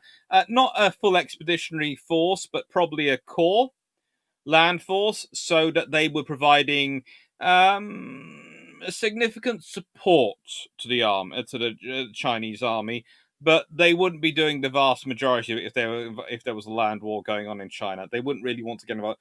They might well be tempted to support the Chinese and the Russians in their attempts to invade Japan. That might be quite a fun one to watch. Royal Navy helping them get across, because the Royal Navy is often considered that, providing the amphibious escort and delivery service for other nations.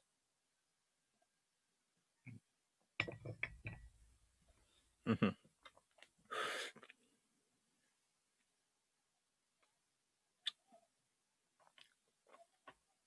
Donna Fritz, how does the US leadership look like? No Pearl Harbor, and a lot of careers were ended that day, so I imagine US leadership is very different. It is.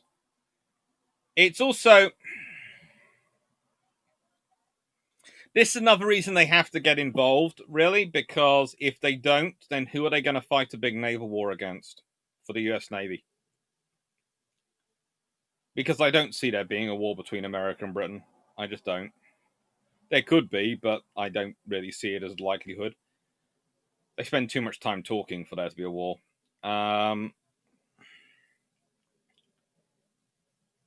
But so if they don't get involved, they're going to miss out on their chance of their big battle.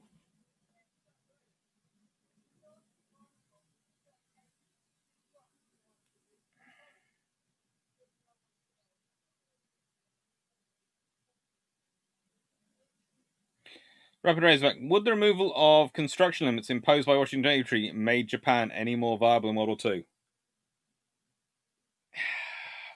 Not really, because I have a feeling they'd have sunk it into building really, really colossal battleships, which is what they did anyway, rather than building a decent-sized fleet.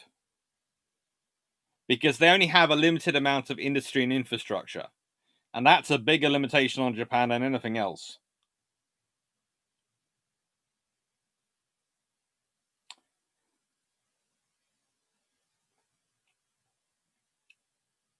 Jefferson, 14th Army. The Commonwealth Army was only 15% British by birth. Yeah, I have a feeling that it would have been slightly more. I think 14th Army is a classic example of what happens in World War II, but you've got to remember the British are already fighting in Europe, North Africa, have been fighting in Iran and Iraq and Middle East, and then this happens. So I have a feeling if it happens in reverse order, I wouldn't be surprised if you do get 14th Army formed again, but I would guess it would probably be about 50% British rather than 14%, 15%.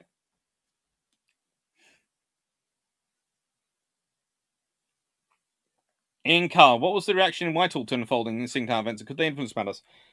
It was very much down to the Foreign Office and the Admiralty were watching and communicating non-stop. Again, their records. I have this beautiful thing in National Archives. I can find you an index for all the papers and documents of the Tsingtao Consulate. I can find you an index for all the communications about events with dealing with Japan between the Admiralty and the Foreign Office. The trouble is the indexes exist, but the files and folders for them no longer do. Can't find them anywhere. So, yeah, that's the fun.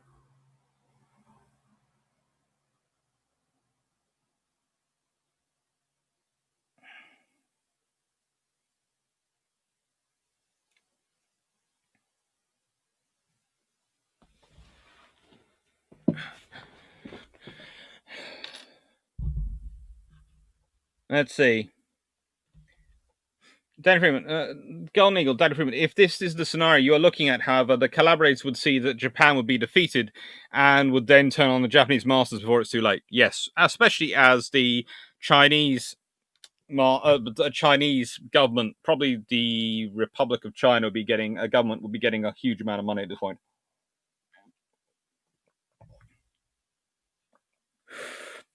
And I would agree with Daniel Freeman. They do end ending naval treaty limits. They do swap a lot of guns and just end up top heavy. Daniel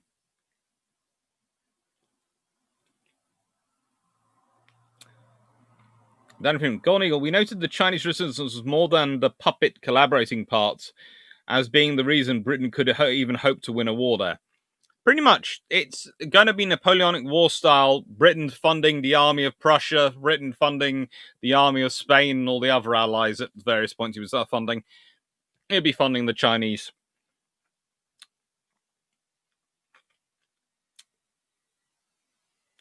Golden Eagle. Sorry, Chinese would not be interested in invading Japan, but might be interested in liberating Korean regions. Whilst normally I would agree with you on certain things, Golden Eagle, on this one, I have to admit, I have a feeling if the Chinese were told that we will get you across to Japan, would you like to get a bit of revenge? Quite a lot of Chinese soldiers and commanders would have been very, very interested in it. I would never see the UK supporting a Soviet invasion, no matter what. Probably not. Hello, Martini Henry. William Cox, humans are untrainable and must be destroyed. Yeah. Ian Cart, Tsingtao happened pretty quickly. One day, a Sunday of negotiations, and then Birmingham sailed off with Vincent Paul 800. It was very, very quick, but their communications were going back and forth. So they just don't exist.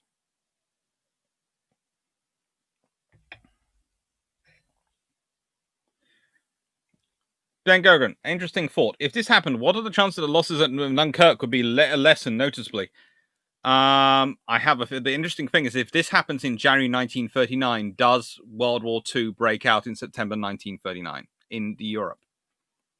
Again, if we go with scenario 2, where you've got America, Britain, France, and Netherlands fighting in the Far East together as an alliance with the Soviet Union as well, do Germany and Italy decide they're going to risk it? That's your question.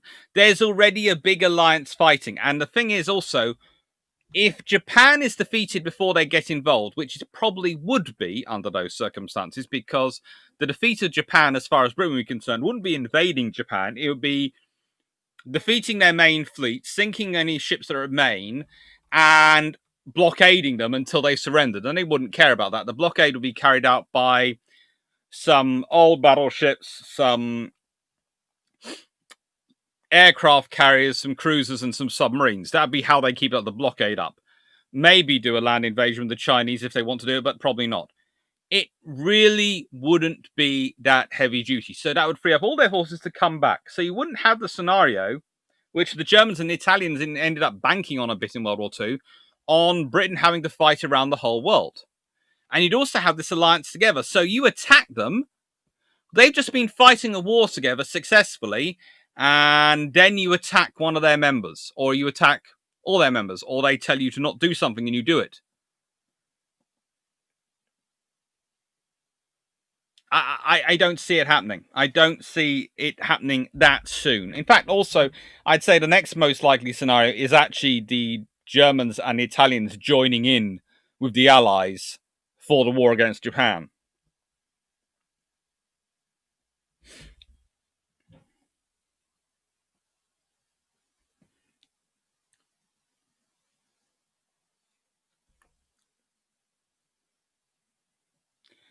Golden Eagle. In 1928, no. I'm sorry, no. People like to say in 1928 there's a chance of Anglo-American war. There really isn't. Really isn't. There's a lot of hotheads, especially on both sides, who talk twaddle about it. But the governments are still talking the whole way through. The navies are talking the whole way through.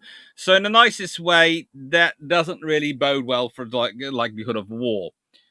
Daniel Freeman. The plan was for a blockade of Japan rather than invasion, except for our plan to lock MacArthur in a cupboard, planning it to keep him out of the way while the grown-ups win the war. Yeah.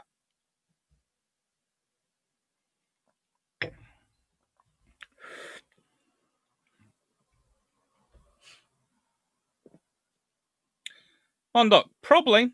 Quite well. The War of 1812 could well have been an example as well to follow. And Golden Eagle, Derp Squad, in the same sense that Poland was liberated by the Soviet Union at worst, in the same way, Western Europe was liberated from Nazi Germany at best. Mondorty, land campaign. Yeah, it could have been. Could have been.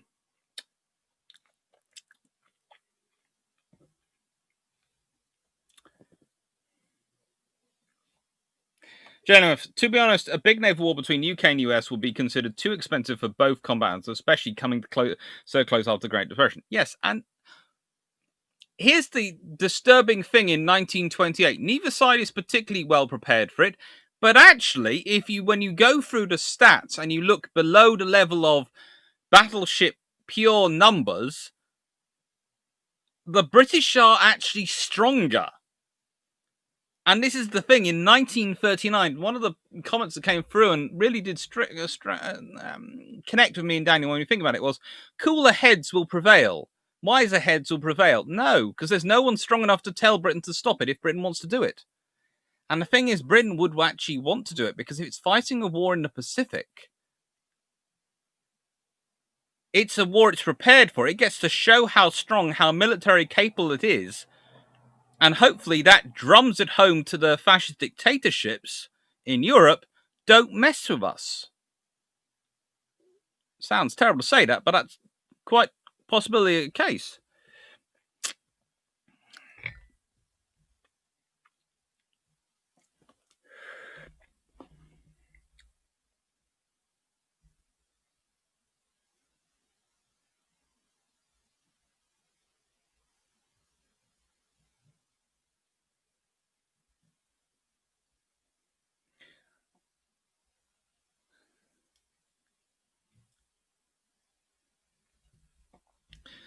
Derp Squad, oops, the embarrassing past contained in those folders accidentally slipped into a file. I don't think it was even slipped into a file.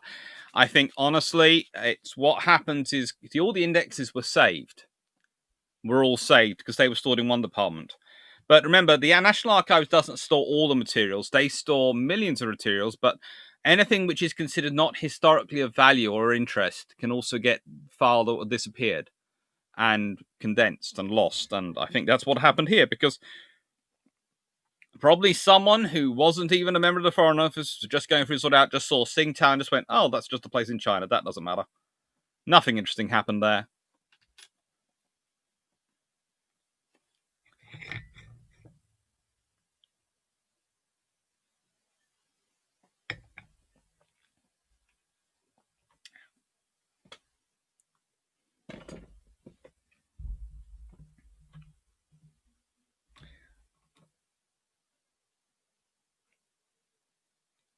Trentonenko, the issue of 1939 war in the Far East is the colonial arms, the USA, the Dutch, and the France could not stand up to the IJA combat units. It was a structural issue. I agree there were structural issues with them, but the British would have been along, and as I said, most of the fighting is probably going to be done by the Chinese, giving time for the other armies to actually turn something effective.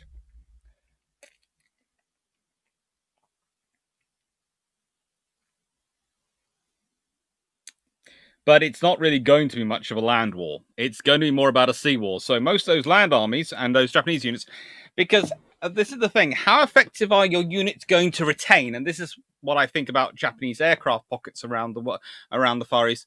If they're trapped and blockaded from getting supplies back from Japan, how effective are those units going to retain? They might stay loyal, but how long are they going to keep being able to get airborne or operate their guns or get the grease they need?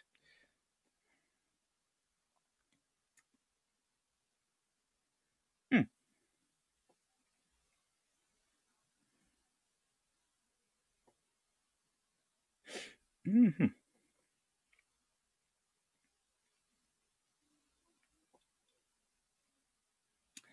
Donald Fritz, not out of the question having Chinese land on Japan. The US in the real time, time, and gave the Russians 400 plus vessels for a potential invasion.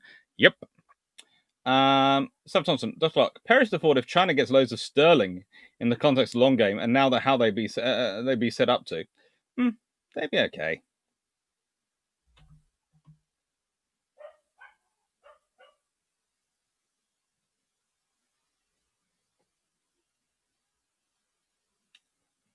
Trantelanko. First move advantage. The Japanese are not making the first move, Trent. The Japanese are caught unawares. They don't have their ships massed for those operations. Yes, they use destroyers and things in later war, but actually quite a lot of those ships aren't actually in service yet. Look at the Japanese fleet. The Japanese force that's available in the first half of 1939, even compared to the second half of 1939, is not that great. By the time there are going to be British fleets, there's already quite a large number of British submarines out there. There's quite a large number of British destroyers and British cruisers out there. There are going to be more ships surging out there. So it's not really sorry. And besides, if they go to war against the Philippines before the Americans declare war on them, then they just give Roosevelt a casus belli. So I think it's not necessarily the Japanese. I don't think the Japanese get much advantage at all from having a home court advantage. Because I think by the time everyone realizes what's going on, the British are probably already moving. Because the British have mobilized several times before already, but prior to 1939, and are very practiced at mobilization and have worked out where their kinks are. Trentelenko, Britain bankrolling China in the Depression. In 1939, they would quite happily bankroll China to fight Japanese. They'd find the money. It's like, haven't you noticed British governments tend to find the money when they want it? They might take out a loan for it, but they find the money.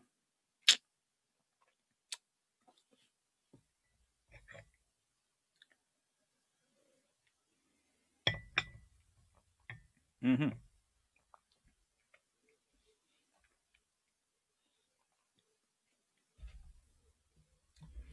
Jerison, I think that during the Great Depression, there was a great scare that an Adolf Hitler type would come to power in the Depression era America. That was part of the problems. With Chinese doing a support invasion of Japan, do we get a destroyer for bases type deal with China? That'd be way high way. Britain already has the base.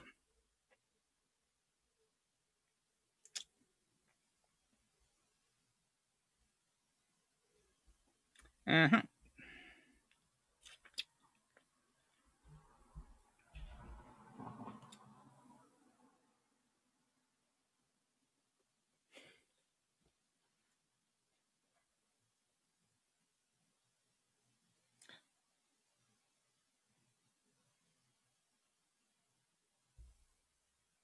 Trentelenko. Britain ran out of cash gold in 1942, which is how FDR...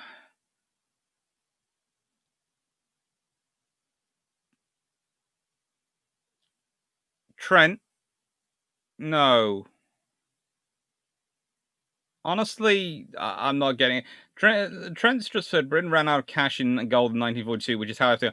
No, and making UK economic vessels. Oh, God, so many things. All right, so...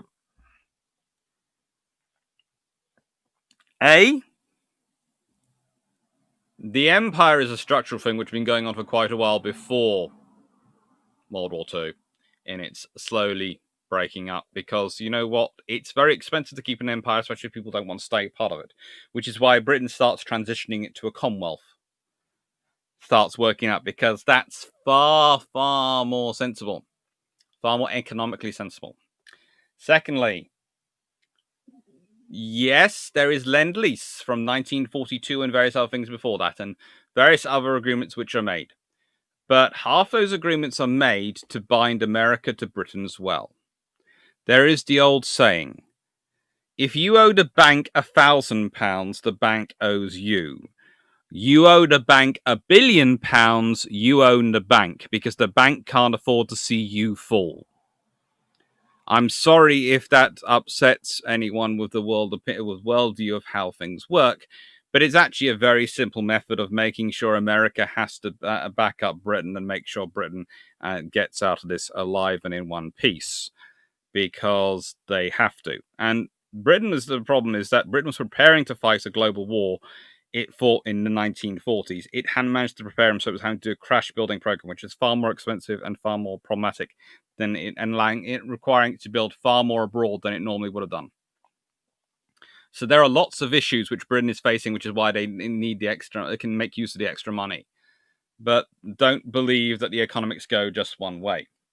William Cox, empires are terrific things. The imperial court can't afford to extend authority of its own, so it appoints viceroys. In tough times, viceroys become centers of an anti-imperial sentiment. Stalin agreed. Yeah. Britain doesn't answer to anyone. The Pope had to order British. Yeah. Jane, if war broke out as per this scenario, there is a strong likelihood Vice Admiral E.J. King would probably have become a passing footnote in USN history. Possibly.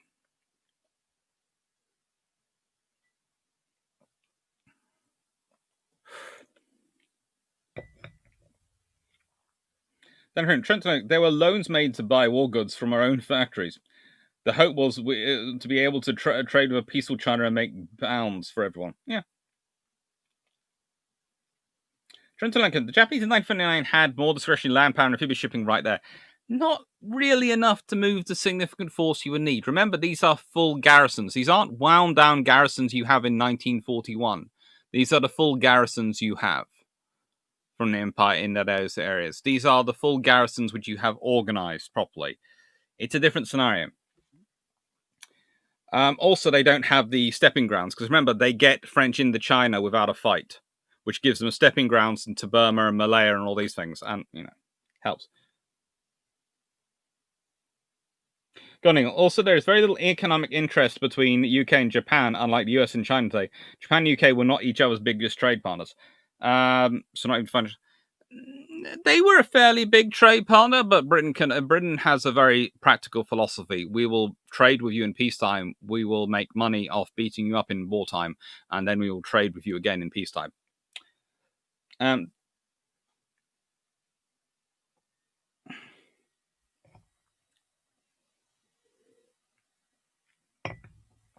Tom's gone. Even if fascists in Europe do intervene, which I doubt, the Kriegsmarines were so much weaker than the RN, even a partial diversion of resources back home would have kept the UK safe from invasion. And again, that was the thing. We actually left resources at home. We did leave some battleships at home. We did leave HMS Furious at home. So we did leave some. We didn't take the full fleet out to face Japan, which is probably silly, but also we are basing off the fact that you didn't need to in some respects. And especially once you got allies involved. And my thinking, as I said, scenario 2 was the most likelihood, part 3, where the Americans join in. And in which case, you've got the American fleet, which is probably going to be about 8 or so battleships. The British sending 8 or so capital ships. The French probably sending one of their capital ships along just for the ride. So you have 19 battleships. You probably have in the region of 7 aircraft carriers. That is not going to be a fleet which the Japanese at that time can combat. It's too many. They have 8 battleships, and after losing 1 carrier early in the war, as part of the scenario, as I said, it's up 2 carriers. It's not going to happen.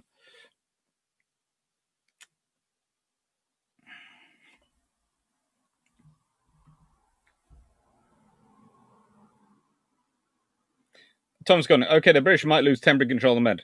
Potentially. But, again, I did point out what would happen then on the way back.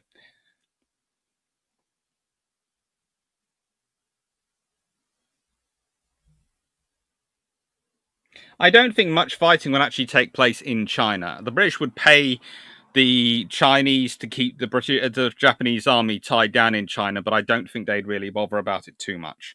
It's more a case of once you've got Japan cut off, surrounded, and blockaded, those armies are going to shrivel up and run out of resources and become easy prey to the Chinese and the Russians.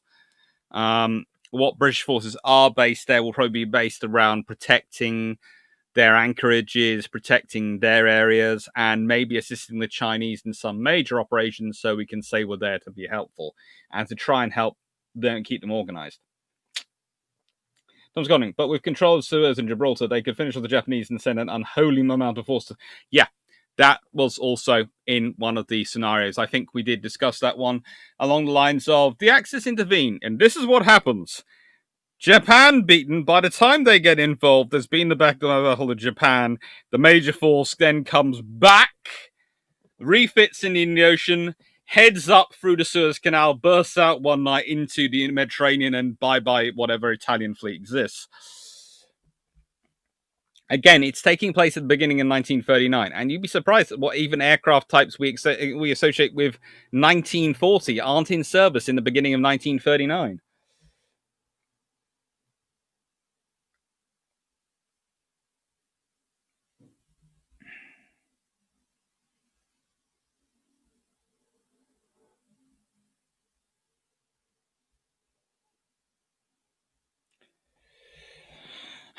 Okay.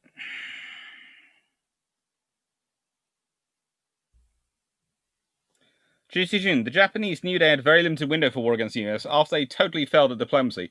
They were choking to death on China and running out of resources. Dr. Clark is right. Oh, thank you.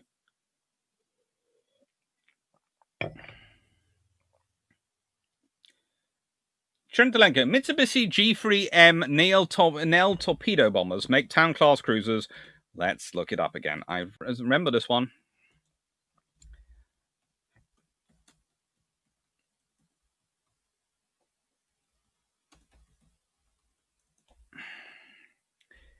Now,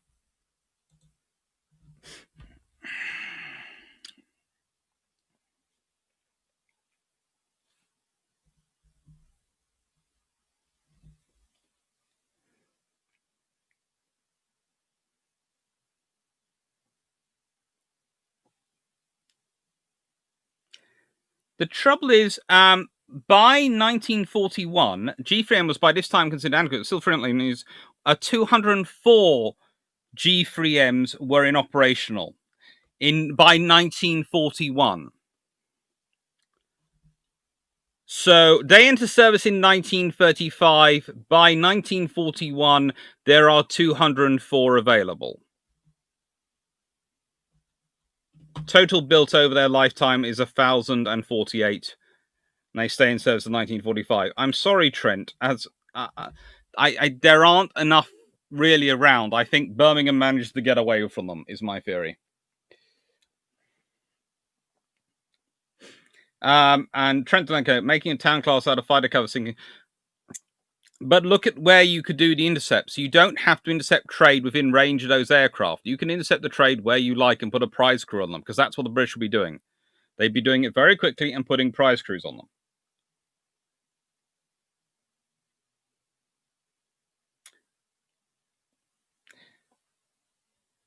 General Freeman, and here is my thought. First operation of both sides would probably concentrated there. Allies would like to have to secure Northern Vietnam and lines to Hong Kong. Probably. Sorry, Mike. Also, what's happening is the rest of the world. It's probably that someone like Ike would go over to China rather than Stilwell. Ike was actually, I think, on MacArthur's staff at this point. I seem to remember.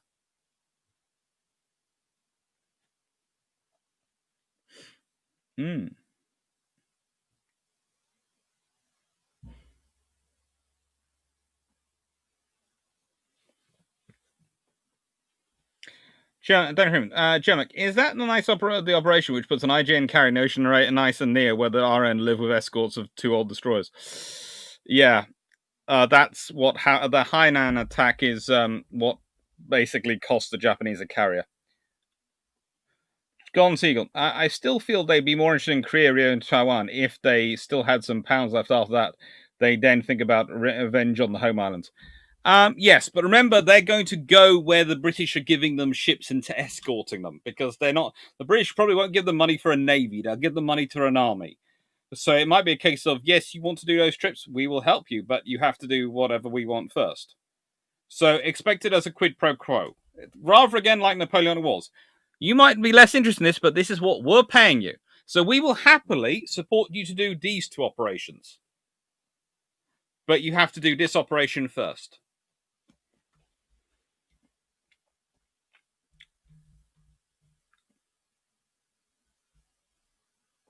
German. But I doubt we'd want to invade the home islands, and honestly, I'm not sure whether we'd want to bother to invade Taiwan, Hainan, or Korea.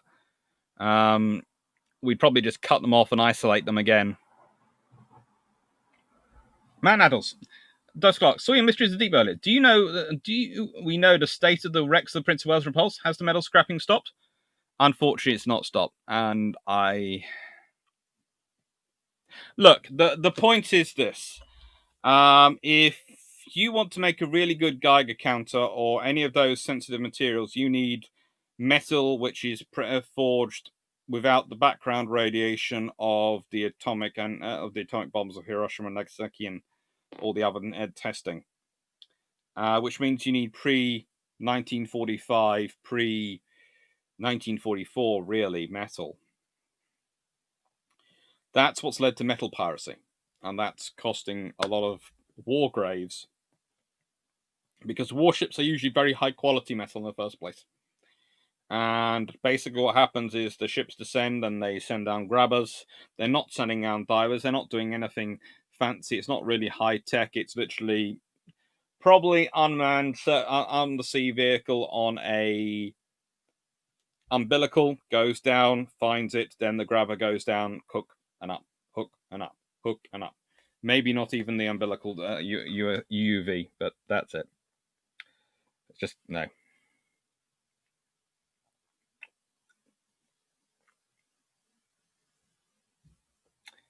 Jerison, Ship Doctor tells us a story about the King, the Angry Man.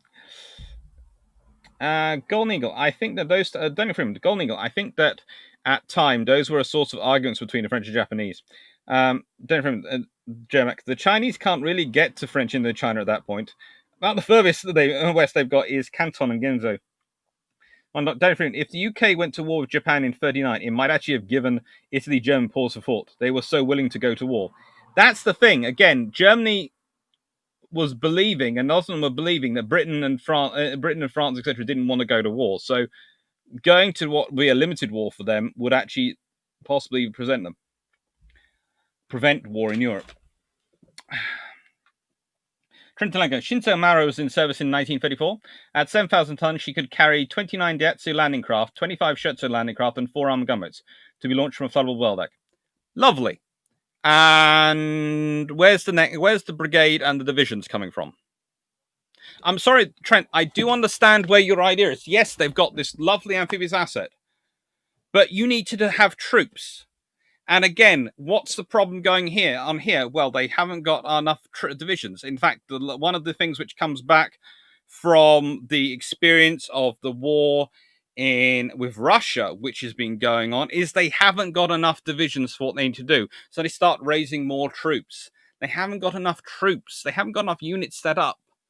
The units they've got set up are mostly being used for things. So where are you going to get the troops to do that operation? And then you have to withdraw them from their operations. You have to concentrate them. You have to make sure the shipping's to them. And not just those amphibious ships, but the merchant ships, which you have to take up from trade to help move them. Because this isn't like later on in the war when you're going to be talking about using destroyers, etc. This is the beginning of the war when you're thinking about doing these things properly, when you want to take out all sorts of equipment and all sorts of things with them. And that's the problem.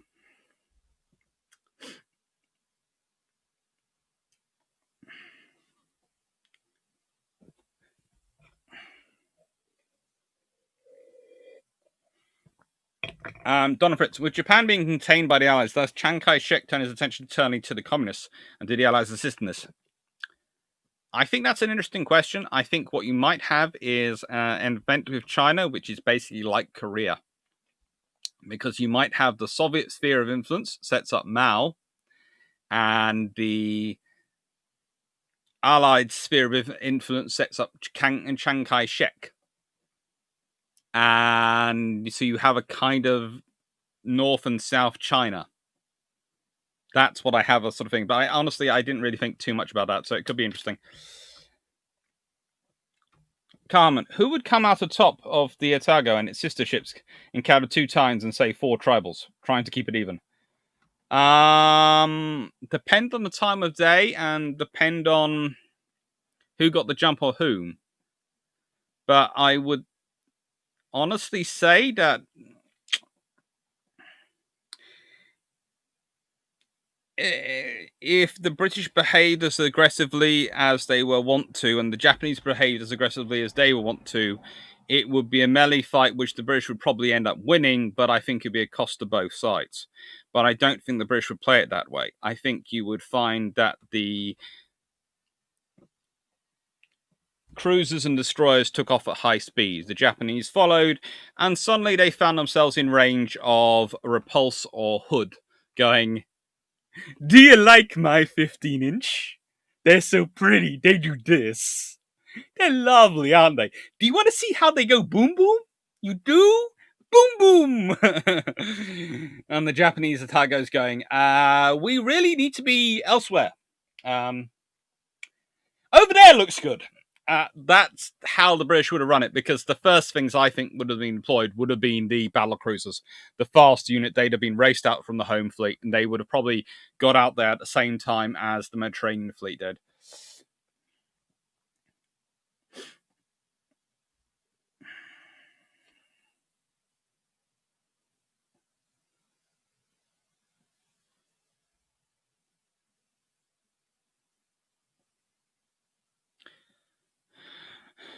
Martin, modify my comment on videos. Geomagnetically may try to play deal makers and try to get diplomatic solution, use it to increase their status.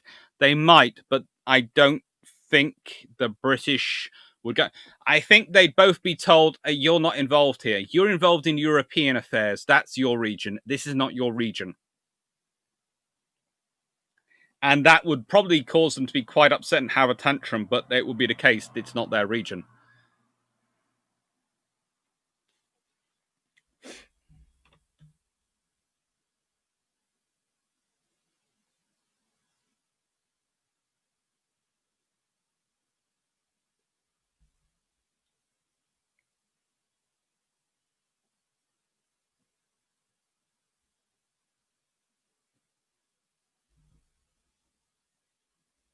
Mm-hmm.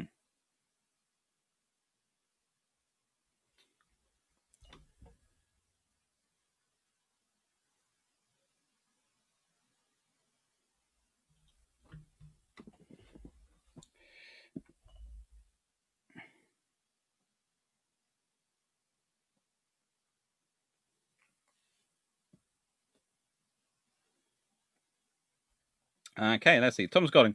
People thinking that 1 or 2 types of aircraft could counter the force of the British Empire, US, China, the USSR, France, and Holland. War isn't all rivet counting and top trumps. It isn't. It's really, it would be quite an interesting thing. And I also have a feeling, you must remember, Britain's doing quite well with radar. It prioritizes, due to later events, chain home, but Somerville is traditionally appointed in January, roughly 1939, not much, sort of in March 1939, to push for radar to be adopted in ships and to oversee that. I wouldn't be surprised if you see that happening earlier. First radars came out to the Royal Navy about 4 months after he got involved to produce radars for the Royal Navy sets.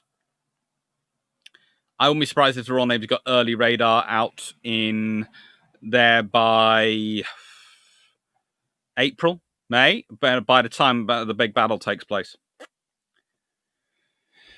Which could really make things interesting.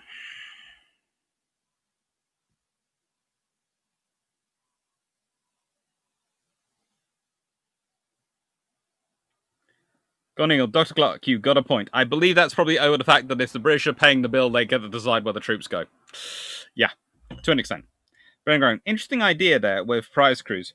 With unfettered U-boat war, how many NIP ships could the RN effectively see? Japanese ships, I presume you mean. These would likely directly fund the war efforts. Basically, I doubt the Japanese merchant marine would exist long after the war began. I really doubt it would exist long after the war began.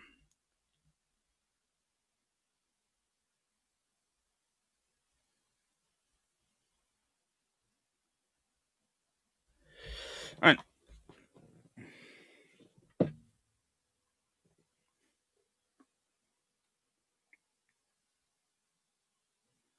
There will not be a Japanese merchant fleet, but the RN might have a spare one they could sell to Japan or China. Yeah, to an extent, yes. Is an alternate Dardanelles in the works? Hopefully not. Hopefully not. Jericho, pre-atomic steel mostly comes from old HMS Vanguard store and high seas fleets, the Scapa flow. It really is really hard to actually get pre-atomic steel certified. It is in Western, but the articles and a lot of assessments I've read have said it's turning up in.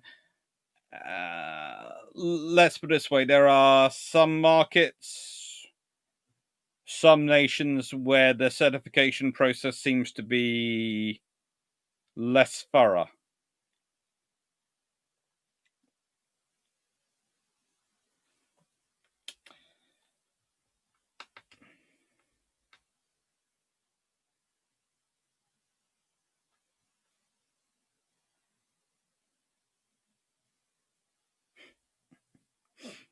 Donna Fritz, I think in 1939, MacArthur was wearing his Japanese kimono, smoking his pipe in the Philippines as the head advisor of the Army of the Philippines. Probably.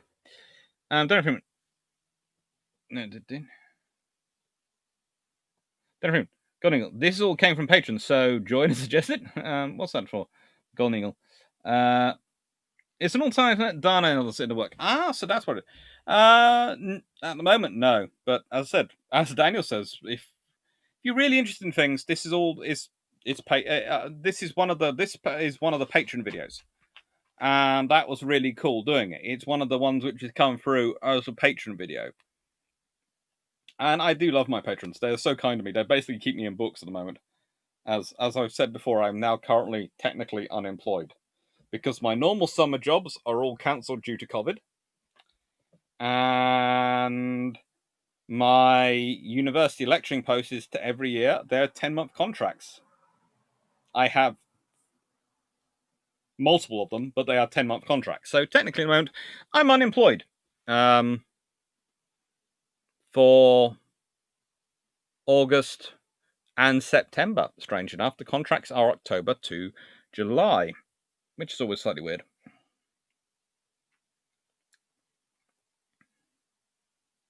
Neil Woodall, in your scenario, I think that war with Japan emboldens Germany, Italy. Chamberlain and the appeasers in the government are still there. Yes, but they're still fighting. There's a war going on with Japan. So the appeasers might be still there, but there is actually war. And also there is the chance here. Britain is suddenly completely let off the leash militarily, but it doesn't. It's strange. It can afford to keep its civilian economy going because it's behind the lines. The trouble with World War II is Britain's civilian economy is the front line. It can't keep it going. It can keep it going in this scenario. It's fighting a distant, limited war. And its two main forces are, well, three main forces probably, are the British Pacific Fleet, which I'm calling it, but, Far East Fleet. And the squadrons it would be maintaining in the Falkland Islands and the Caribbean. And it probably wouldn't even have the squadron in the Falklands, in the Caribbean, after the Americans joined in. And probably would reduce the squadron in the Falklands.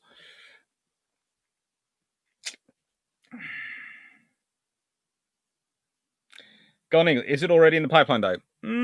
Not at the moment, Dardanelles. Not at the moment for alternate Dardanelles, but it would something interest me. I feel the comments are too weak at a time for North-South China. Possibly. So probably it would end up with being Chiang Kai-shek actually managing to take power for a bit.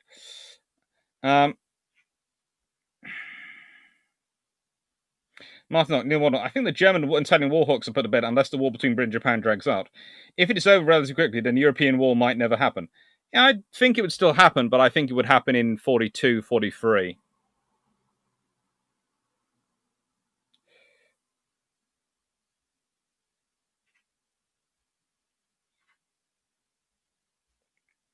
Don't turn to Naga. I agree that Shinzo Maru is a huge mobility asset, but it is one ship. It cannot move your entire army. You have an amphibious asset, and I agree it is a spectacular asset for its period. It is. I have covered it in the discovery and discussion of landing craft and the profile of landing craft, which I did a few weeks back. But it is not a one-ship army. And that is what you're looking at for the invasions. You're talking about the invasion of Malaya. That was 3 divisions. Pretty much the best part of 60,000 men. That is not something which appears from nowhere. You've got similar invasion sizes going on in the Philippines, all over the place. These are not quick to get together. So you're going to be taking about the same time to get together as the British. The British are going to be sending troops from India, from Australia, and from Britain. And probably some from North Africa as well, because they'd be acclimatized roughly as well.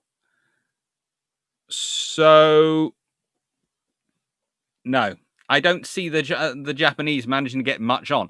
And if they do attack the Philippines before the Americans have declared war, then they're in trouble because they've just given Roosevelt a casus belli, which would be even bigger than one of them sinking one of his gunboats. Or 2 of his gunboats.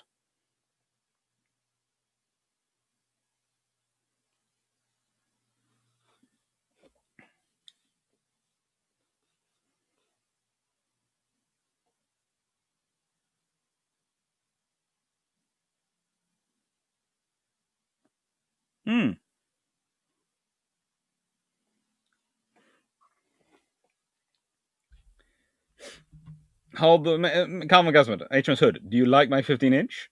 and X-ray, exit stage right. Then a Golden Eagle. The Russians were taking a strong interest in northern China and might try to use Mao as a puppet. That's it. Thank you for that. They go boom boom. Well, you know, that is what the 15-inch do. They go boom boom.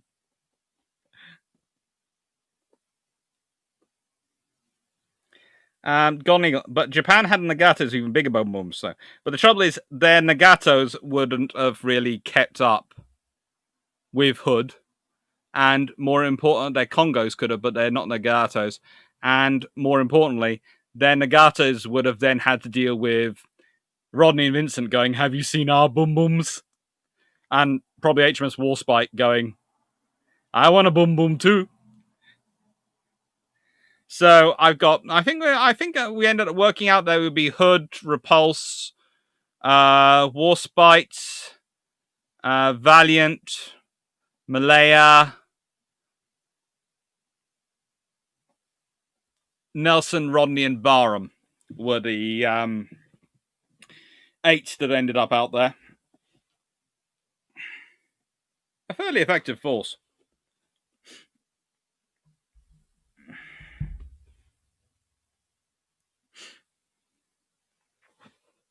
Pretty Vega, Germans go play where you belong. The grown-ups are doing grown-up things in Asia. Pretty much is what would happen. The Germans and Italians would find themselves in an Asian war. Be going in the Spanish Civil War. They could play around because they were European powers. In Asia, they'd be going, well, you have no skin in the game. Bugger off. As I always tell people, if you don't have presence, you don't matter. Don Fritz, with this war starting in 39, do we get to see Lexington and Saratoga use her 8-inch guns for whatever horrible reason appears? Yeah, I think so. I think she'll be alongside. And remember, you know, the thing that's going to be interesting is how quickly do certain other carriers get into service. Because HMS Illustrious is technically commissioned in 1940, but yeah, she is an armored carrier. We know how keen they are on actually seeing combat. Mm-hmm.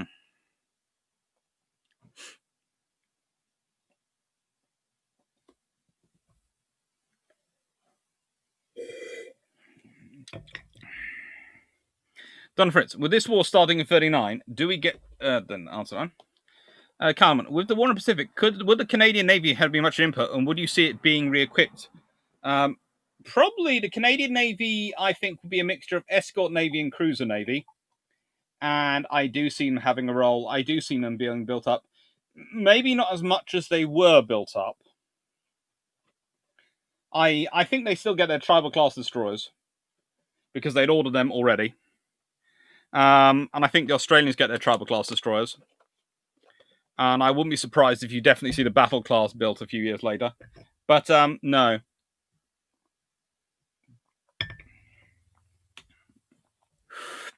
I think also you might see some escorts built. Because Britain might start building some of them as deterrent in case Germany or Italy do try something.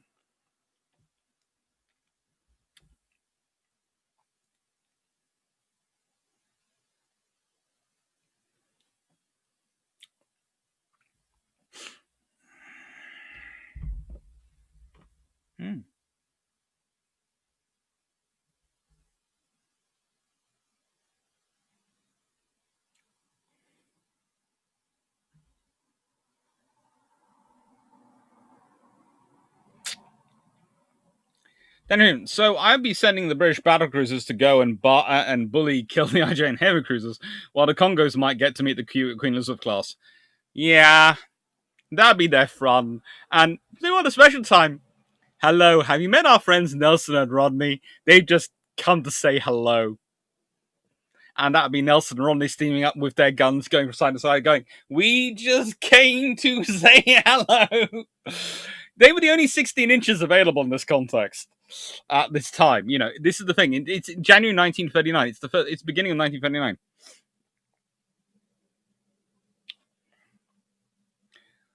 Ben Grogan, instead of unemployed, consider it mandatory research sabbatical. That is normally what I also consider it, and I do usually do research trips and things instead, and I go do teaching. But my mum and sister are shielding, so this is it. I'm doing YouTube, and I'm having a lot of fun doing this. And I'm going to keep doing this even when I get back into work. I might have to change some of the timings around, but you know. Ben Grogan, I'm personally using to grab a few quick qualifications. Cool. Okay.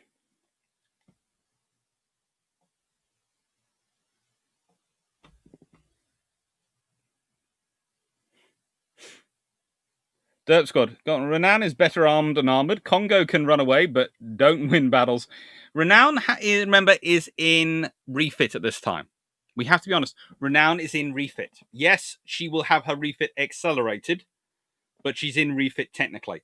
I wouldn't be surprised if she gets out of her refit and basically her shakedown cruises. How do you feel about getting to Mumbai?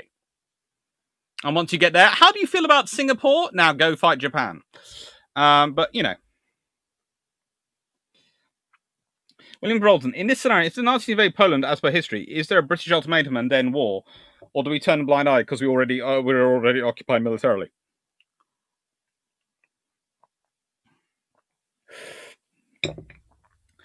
That, I think, depends on if America and the Soviet Union are both part of a formal alliance of us fighting the Japanese. If they are, then the Soviet Union is on the side of Britain and France in this sort of scenario. So Germany would get an ultimatum from the Allies, basically going, "We're fighting a war in the Pacific. Do not start one in Europe because we will finish it." And that's the thing. Germany only invades Poland because really sort of the Soviet Union will agree. If the Soviet Union isn't agreeing, so if they're going to end up with France attacking in the West and the Soviet Union attacking in the East, then I don't think Hitler is stupid enough to repeat the mistakes of World War I. And that's the thing. He only does Poland because he thinks because he's hoodwinked the Soviet Union into being on his side. If he doesn't have that advantage, then I don't think Poland gets invaded.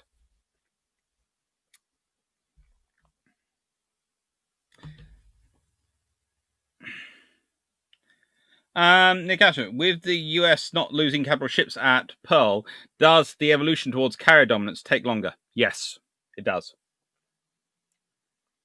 I doubt Vanguard would be the last British battleship.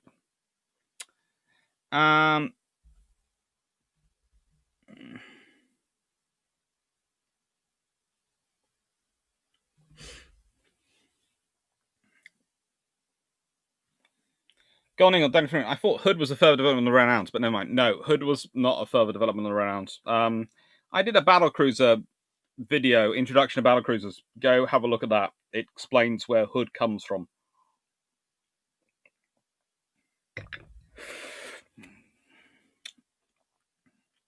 Basically, Renowns are R-class battleships made to work.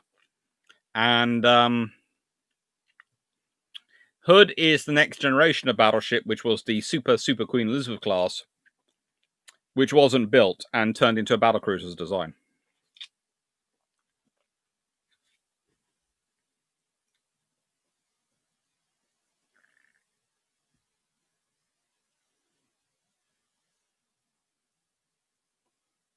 William Cox, now match the 4 Congos against the 3 battlecruisers in a 39 night melee. Oh, that could be interesting. But I doubt it would happen because, again, the British do not have Beatty in charge of their battlecruisers. He will tell the battleship admiral where they are. There will be battleships coming for them.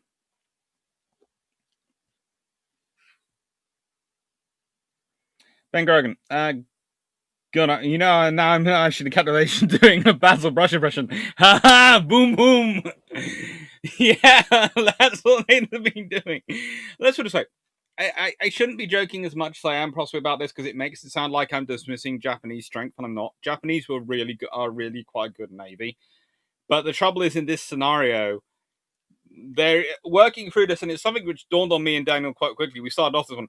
In this scenario, there is no good outcome for them. In 1941, they have problems, but they are a quantum leap ahead of where they are in 1939, which might well explain why nothing happens. Because when the general turns up to the admiral to tell him you've been dishonored, the admiral turns around and goes, "Are you a freaking idiot? Do you realise what the state of the freaking navy is?"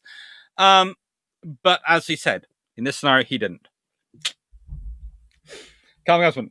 H was multiplied. I want a boom boom. I get chained for free. He wants white to sign. Let me reload. Oh yes, we gave Malaya a similar plot armor to Warspite on the ground she was fighting for a home when we planned that out. But yeah, we did.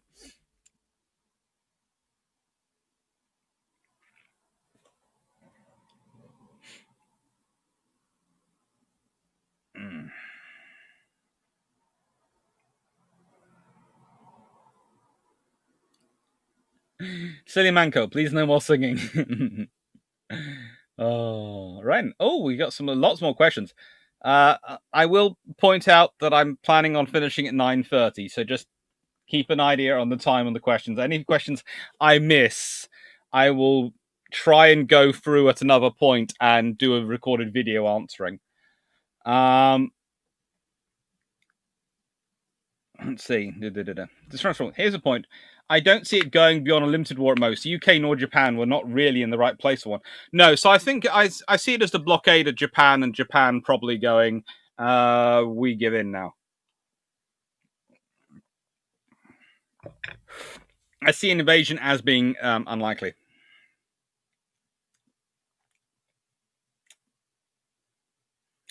In terms of Navy, the Germans have, this is thanks to Daniel Freire, 2 Scharnhorst class and 3 Deutschland class.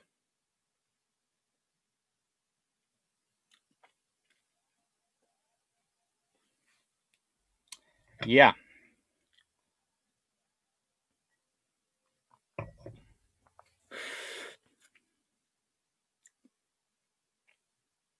Martin Duck, Britain could easily went in all in with only limited army resources used, main RN and RAF, if the UN prosecuted its style of war. Yeah, that would be the thing. It would be, for Britain, it would almost be the perfect war to fight.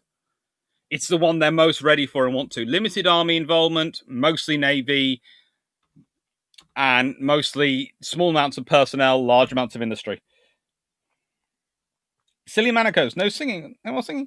You don't like it when we go, we just came to say boom boom. Come on, it's the battleship song. I think they may be some losses to long-range long-arm strikes, especially at the beginning of conflict. Hood meeting its fate? To an extent, possibly, but Hood has actually quite a good anti-torpedo bulges.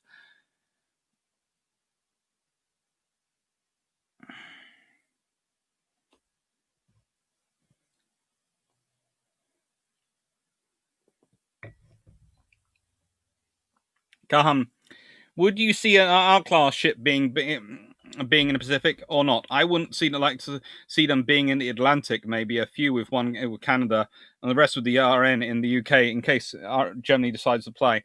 I think the R-class would stay in the UK. I would think the R-class would stay with the home fleet.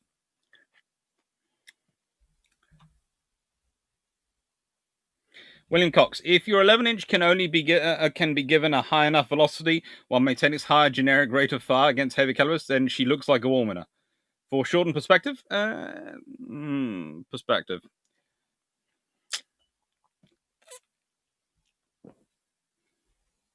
Jefferson, if the British had won a war in the Far East, do you think that Britain and Netherlands would have gained some island colonies? IG Morocco and Ours are now major US military bases. Possibly. Possibly Britain would have wanted some compensation for the war.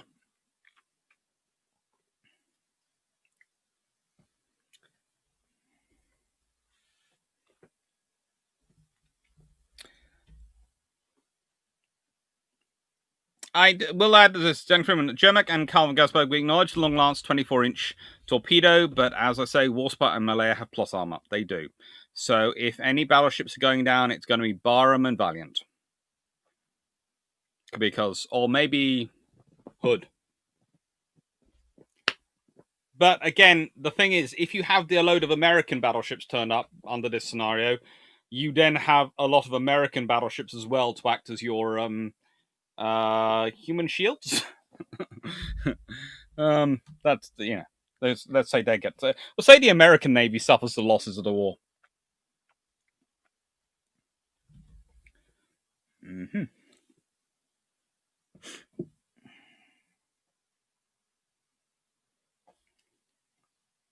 Jefferson, have you ever considered another alternate career, Doctor? If you had another career, what would you do? What 3 careers are on your shortlist? If we're going to do this one, I always wanted to be a Royal Navy fighter pilot when I was younger, and joined the Royal Navy. I ended up not doing it. It was my family were having a lot of troubles at the time at which I was considering joining, so I decided I'd stay look after them. And now I'm older, I'm a bit too old for it, and I'm a bit too stubborn for probably regular Navy. But it's a lovely career, and if you can do it, it's a lot of fun. Other options.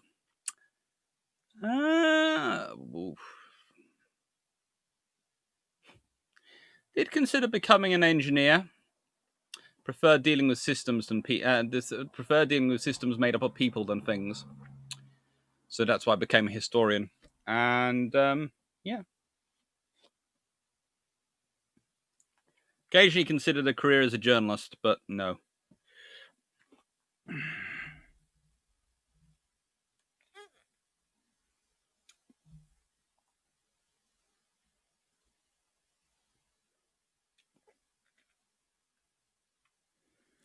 Martin Dr. Jerriton, more chance the UK is taking Formosa, that way they can control the Straits.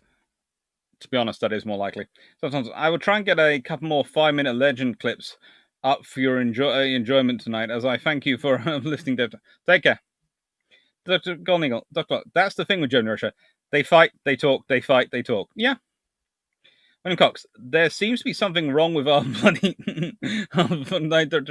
Admiral Togo. 5 turret cruisers were a thing, but battleships were not fast enough to be useful. Yeah. So Japan was still worried about the RN. If the RN could win a few fleet battles, then I think there would be a peace sought from both sides. If there is I think the battle would be one big battle. I don't think there'd be more than one, and I think it would be hell for leather.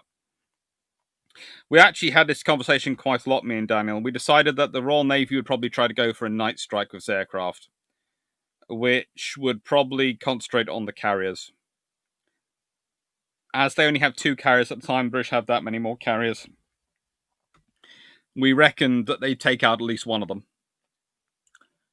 And then there'd be a daytime fight. So there's 1 carrier versus what the carriers the Royal Navy has and all the battleships. And the American carriers and battleships and cruisers, and it's just mass destroyer formations and fighting. It's just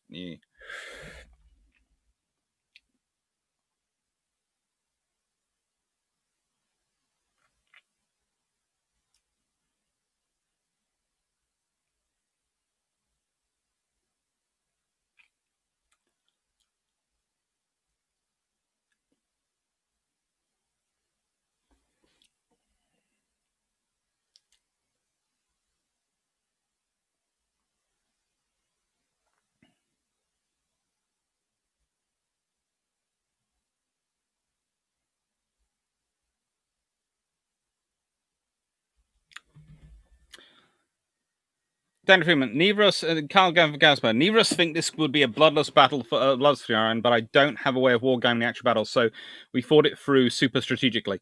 We basically sat there and we talked about what are the odds, what are the things that are going to be happening. And I did consider running some games. I did consider getting out my PC and sticking Harpoon on it and running it. But honestly, I was quite happy with the way the scenarios were being talked out. And I thought that was more of an interesting development than the clinical analysis of the computer, because the moment you start doing it on the machine, you get very wrapped up with what the machine produces, and you don't start to think about all the things. And also, you have to remember in the computers, you never have the stupid stuff happens. The stupid stuff happening. No one nicks a landing craft against rules in a computer simulation. And that is some of the things which could happen.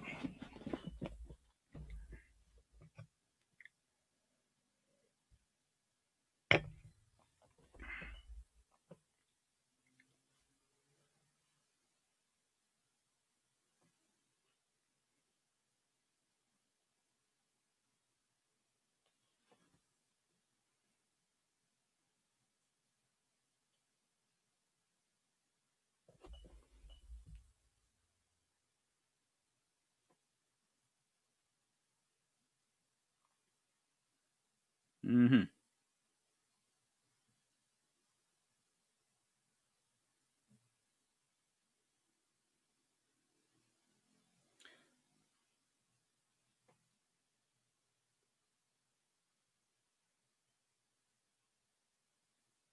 Decision, and Japan is completely unprepared for this war. They have no plans, no concentrated resources. That's the thing. It's a war which would take everyone by surprise.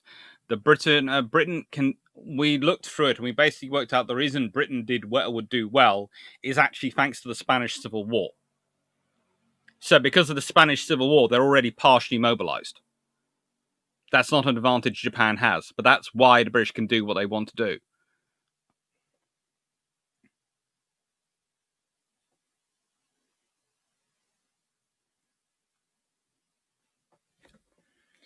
Mondok, Don Freeman, with this scenario, do we see the UK building Lion-class BBs along with KGVs? Probably.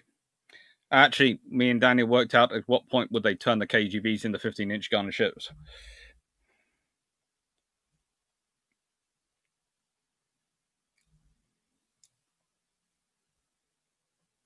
Nick Aswell, do heavy fighters dominate over single engine types? Western World more viable? Probably for land bases, yes. I was expecting Western World would probably be more built for land bases, definitely. Not for the sea base.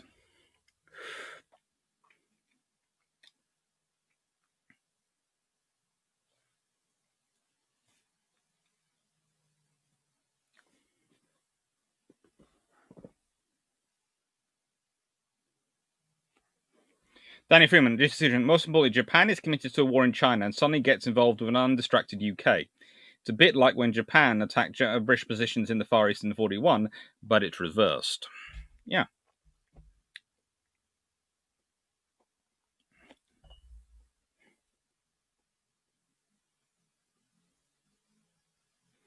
New guy KB 4472. How long does the blockade have to be kept up for Japan to surrender? Well, the point is, once you've taken out the Japanese heavy fleet, and you've got aircraft carriers that have attacked their land targets, and they're not getting any trade and any supplies coming in, how long do the Japanese feel like keeping it going? Becomes the question.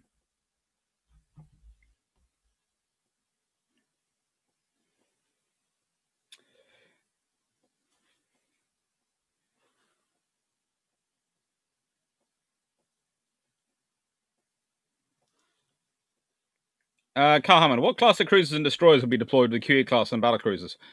Probably you would have the Town class cruisers being deployed on. Maybe the arrow fusers because they were nice and fast. You would probably have the Manxman, fast mine layers, and you would have tribals and several of the other and quite a few of the other faster, bigger destroyers. So probably tribals and some of the H's, G's, and I's.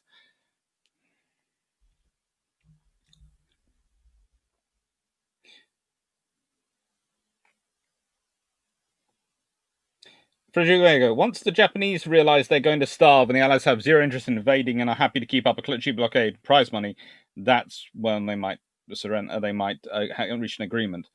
In the circumstance presented, does the RN get funding for modern battleships? If so, does this deter Italy from starting building a European war? A lot of things would happen in this circumstance. There would be a lot of funding lead up. Plus, remember, the RN would be able to nicely sidestep any treasury reference to treaties, and the Navy would go, "We're in a war."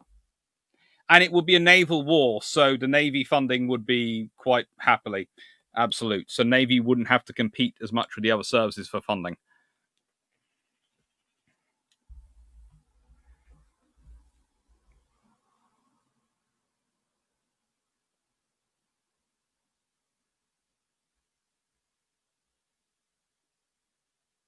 Well, there are lots of questions here. I hope I can get through them all.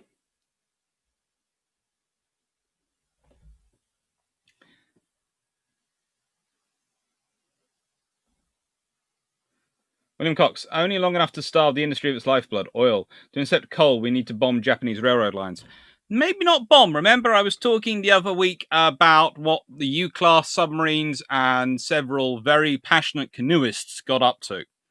I wouldn't be surprised if you have a similar development coming on along here. Remember, some of those people are people who form that are policemen from Palestine and Malaysia, so they're actually in this area, or close enough they could get there.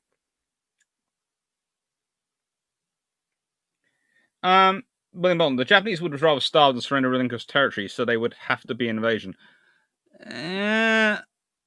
Interesting enough, potentially yes, but potentially also no. If the British are going, we don't care about your territory in China, although we supplied Chiang Kai-shek, and the longer you guys keep on doing this, the more territory you're going to lose.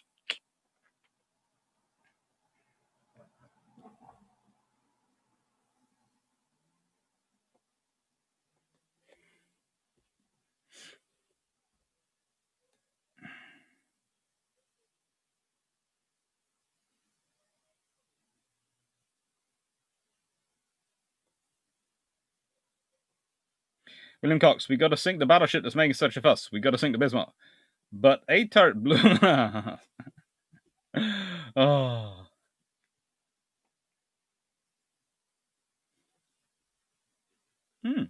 JP, drop by after book club. Has Dr. Clark invaded the home islands of Japan yet? Not really. I'm saying that's an option, but actually I don't think it's a likely option. Well, it could be fun, though. But, yeah, not really a likely option. Ben Gurion, the Japanese battle plan centered wholly on the decisive battle. If Britain knows that, which it does, it just needs to make the battle happen 6 hours earlier than the Japanese wanted to, which it would. Britain knew this. There are whole basically, this book, okay, the Royal Navy China Station, 1864 to 1914, 41. Basically, every single admiral of the China station, who's writing back from 1920 onwards, is giving praises to the British government on how the fleet operations and how the Chinese think in the fleet operations.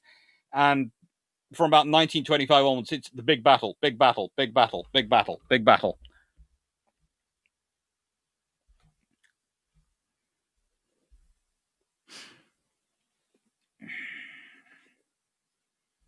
My dad, at Dirt School, my dad's friend was an RN fighter pilot. He ended up getting promoted to flying a desk out of RNS Yeovilton. He'd occasionally borrow Harris to relieve stress, officially keep his hours up. Cool.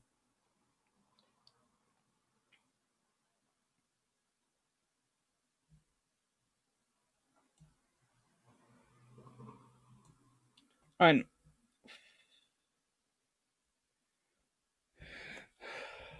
John Fritz, I'm just imagining the Chinese with 50 to 60 Clemson class DDDs running up and down the coast.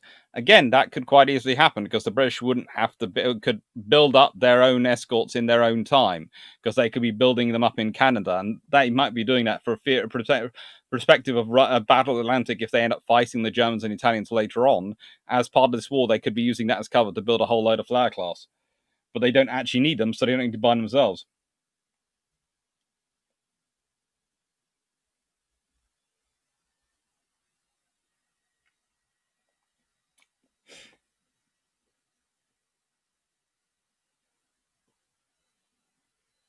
Montauk. The British had a fairly good understanding of the East. Plenty spoke multiple languages, Mandarin, Cantonese, Chinese, so more likely to find a negotiated settlement. Yeah, there was quite a large collection of both the Navy and the foreign officers who really understood what they're talking about. Jumping the RAF topic, I've taken a look, and with base around Shanghai, Bomber Command maybe will hit Kyoto.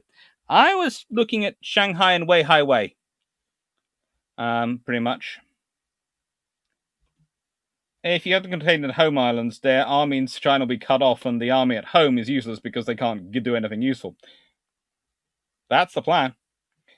The Japanese, I don't think, can be starved. They were under rationing starting in 1939, I think, with fuel and sugar. It depends if the British decide to go after their fishing fleet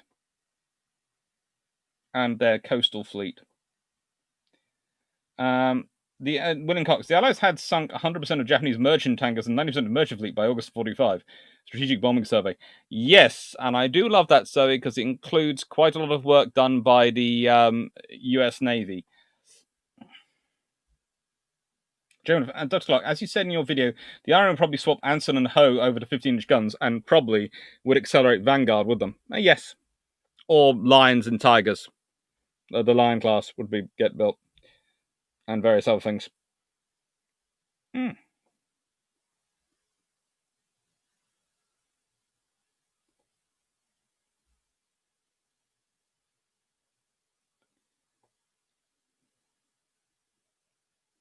I think the Wellingtons and Lancasters, which would eventually get sank by RAF Bombing Command, would have to be modified. I don't expect them to be out there in really viable force early on. They might be used for defensive roles early on, but it would take them a few months and probably losing some of their bomb load to get enough fuel to go for the ranges they need to do. They could be adapted. They're good aircraft, but they would need to be adapted.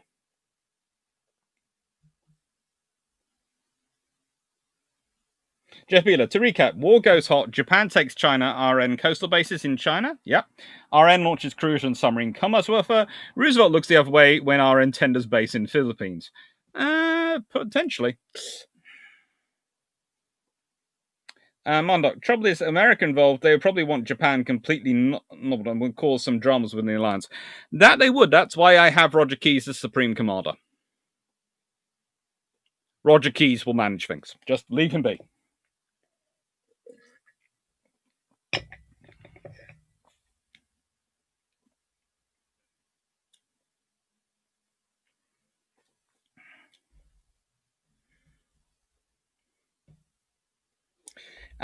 William Cox, don't know. I read somewhere in that mozzies rotted in hot, wet climate in the Sub-Pacific. I cannot find the reference again, so take it with a grain of salt. There were some issues with mosquitoes, but not that bad. They were dealt with. But that's also is one of the reasons why you find Blenheims far more than mosquitoes being deployed to the Far East.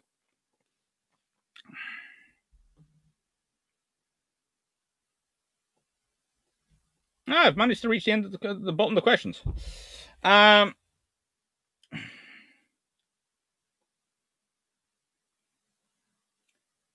Jeff Beeler, a bit, but you overestimate the need for USN. What I really want is to use use of the PBYs. Yes, we all want to use the PBYs. The PBYs will be beautiful. Jeff Beeler, RN and the US and small islands close to Japan invasion. I think the UK has about 2 infantry divisions to invade with plus tanks. They would be probably 2 Indian Army divisions, which are the amphibious warfare trained troops as well. So it would probably be a 4-division corps / army formation that they would be using. Probably the Australians would send a division as well, maybe the Canadians. So you might be having a 2-corps light army. Might even take a few more Indian troops and maybe another British division and end up with a 3-corps army at full strength.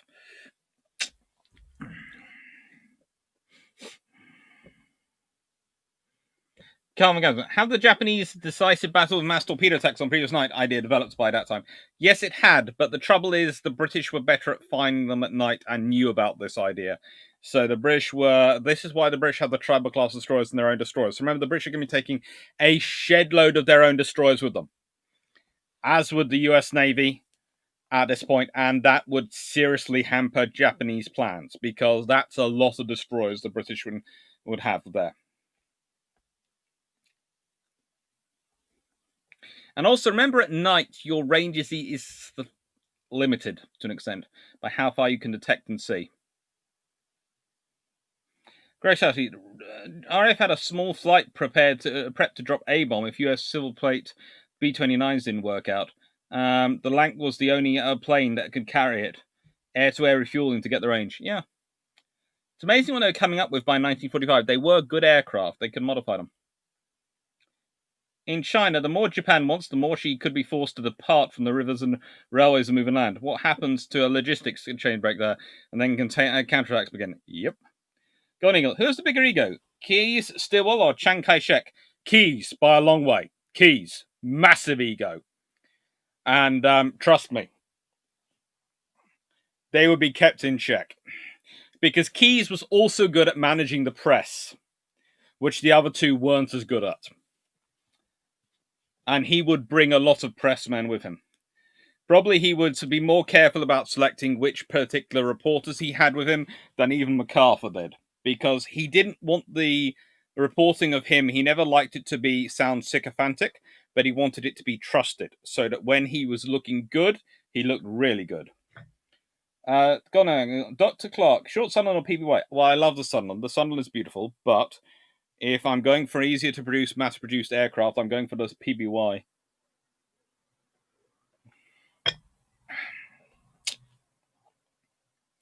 Not definitely true, but again, only if that's not the British way of war. Never like deploying massive armies. More chance of UK doing bite-in hold-ups along coast. Yep.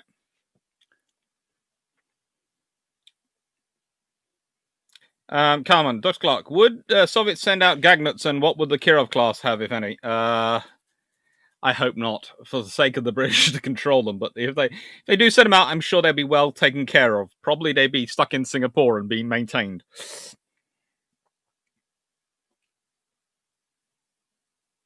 There is a good channel called Greg's Planes on planes and automobiles. Always cite sources.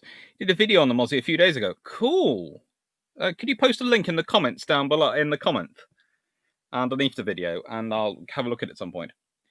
Don't forget, read mosquito issues. Reading the Heinz manual on the Mozzie, the process to make the laminate wood structure was really complex. It wasn't a simple option, just underutilized resource. For how complex the Chinese system can be. Read Sun Yat-sen's amazing Kidnapped in London. All true and about tangled web theory. Ooh, cool. Ben Goring, the Pacific Mozzie issue was moisture causing the balsa glue weakening. It was solved by using another veneer. Roger Jalen, I have not as yet read a biography of Lord Keyes. However, there is a biography by Jim Crosley, which suggests he's not very politically capable.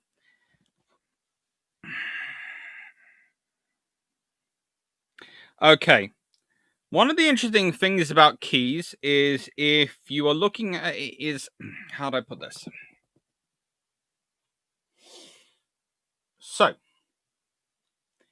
he's considered not politically capable by people who are often, and they write reports because they were trying to make him do the things they wanted him to do, and he didn't do them, so therefore he didn't understand the politics needed them. But he often survived positions, and he often got to choose what he wanted to do.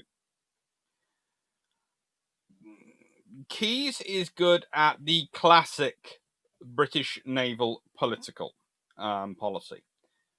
So I would say Henderson's probably the best example of this, but Keyes is a very good one. In that Keyes avoids getting into politics if he can, and involved in politics too much if he can. But he makes a lot of friends.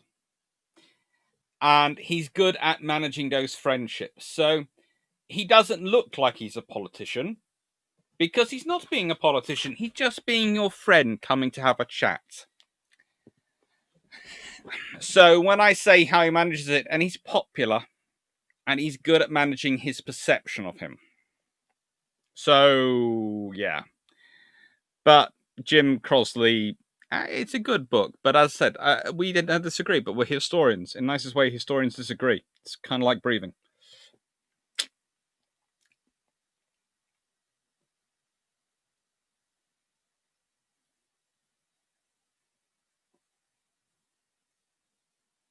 Gahaman, any off topic, but any news on our next Bilge Pump guest and anything with Jingles Act?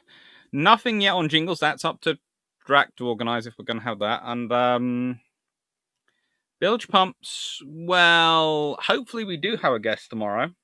It's not one of the ones you're going to know you'll be thinking about, but it's because we are doing tomorrow. We're going to be looking at Turkey, Greece, and Beirut because we've been asked to by the listeners. So that's what we're going to look at. All right, it's 9 o'clock, and I'll probably be finishing about past, maybe earlier. Depends if the fluffy research assistant continues to make more noise. At the moment, I've only heard one wolf, so at the moment it's okay to carry on. Thank you, Shormac. Neuhauser S. I get that Daniel Freeman, but the Hornets issues were serious and caused several crashes, whereas the mosquitoes are not so clear. Yeah, the mosquitoes were mostly issues, but they didn't cause crashes. They were mostly problematic.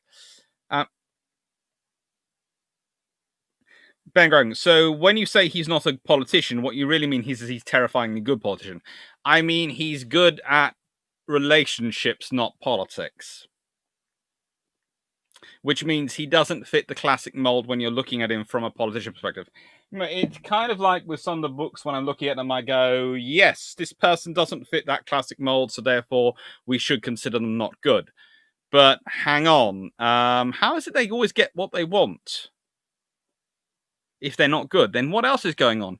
And with Keyes, he's very good. He does effortlessly what BT dreamed his whole life to do. He gets invited to all the right parties. He makes all the right friends. He chats with all the right people. When he's appointed the head of combined operations, basically, Churchill is fated for that decision by everyone in the House of Commons, no matter which party they come from, because Keyes is such a proper admiral and such a proper choice, a proper commander. It's completely non-political, his appointment. He's one of those.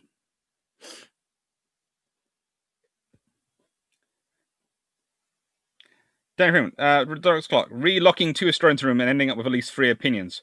Unless it is you and the GIF, then we might just end up with 3. No, we would still end up with at least 3 opinions. Probably at that point, in that scenario, it'll be, let's see. Well, there's the 3 individual ones, then there's the 3 compared ones, and then there's at least 7 opinions on those circumstances. Daniel Freeman, Shomak, there was also an established industry making the wood and then using the wood that wasn't being used. Yeah, it was the furniture industry.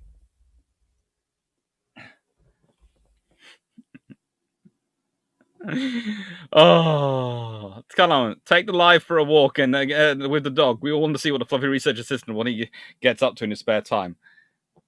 There are actually videos of that. I do videos for my little cousins, and they get sent to me called the Prince of Poppies videos. And yeah, there are all sorts of fun, random things he gets up to in his spare time.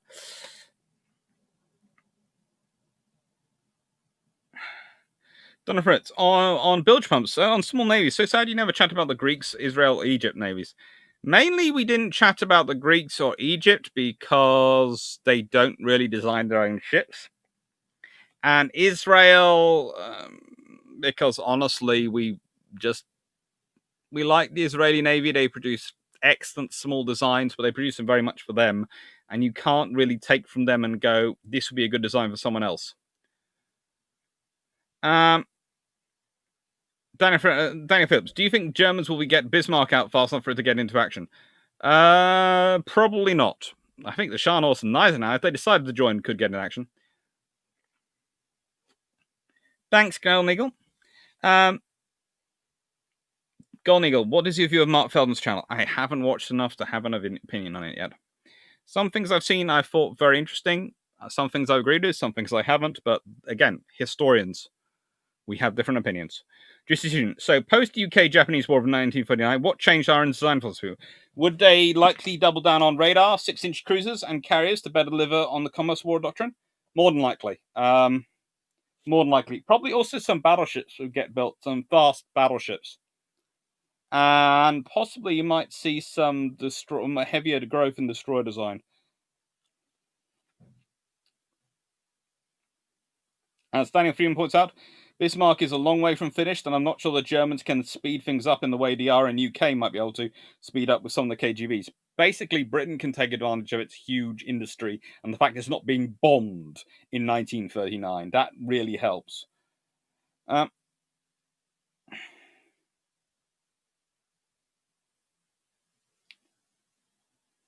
Win Cox, I enjoy Dr. Feldman's work. Have long been a fan. Don't always agree, but he is the better researched.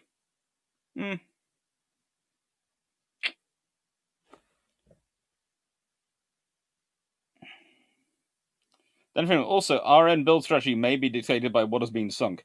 Yeah, that could also accept. But as I said, I think faster battleships could well be built.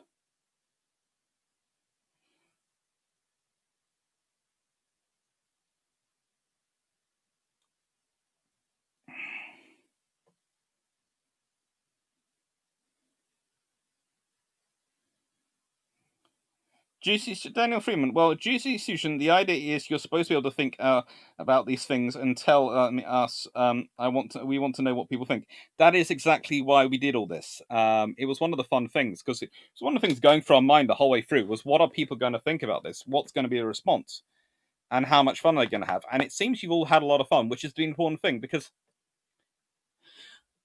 I tend to use what-if scenarios like this. I tend to use what I would call not counterfactual history, but reimagined history, or evolved or sort of one change history. I occasionally use that phrase to teach people about how to think strategically, to teach people to analyze situations, because the trouble is when we are doing strategy, teaching people strategy and going through strategy on the basis of events which have already happened, we know what happens. So we know what's a good idea, what's a bad idea before you even begin. So you don't really think about it as well as you do as if you're thinking about a scenario which hasn't happened. When you think about it from this scenario, you can actually go and push forward and think about what would this war have been like? What would have happened? That's interesting. Golden Eagle, have I seen the 2008 Russian film Admiral about Kolchak? No, I haven't.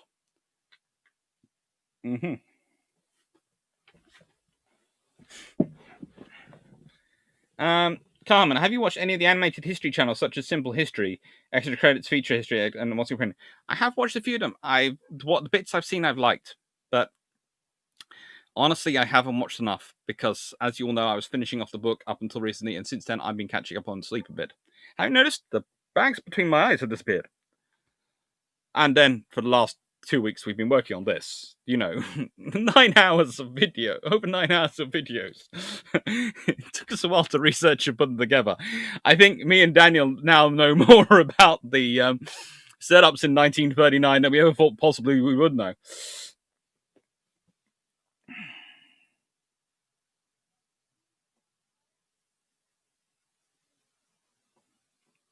Martin Daniel Freeman, Dr. Clark, a great topic and love the YouTube videos. Definitely want more answers. I love what ifs and this has gripped me big time. I'm glad. There are some really exciting options for what if ships. If you've basically got circa 1940 tech for building ship's without naval treaty units and dogs off leashes springs, yes. As again, Daniel Phillips of Endpoint, what changes do you think the war would cause to Lion, Ire, and Nicola's successor designs? I think they'd be bigger. I think they would be bigger, and I think they would be faster, more heavily armed. They'd probably have more AA armament than they were originally designed with.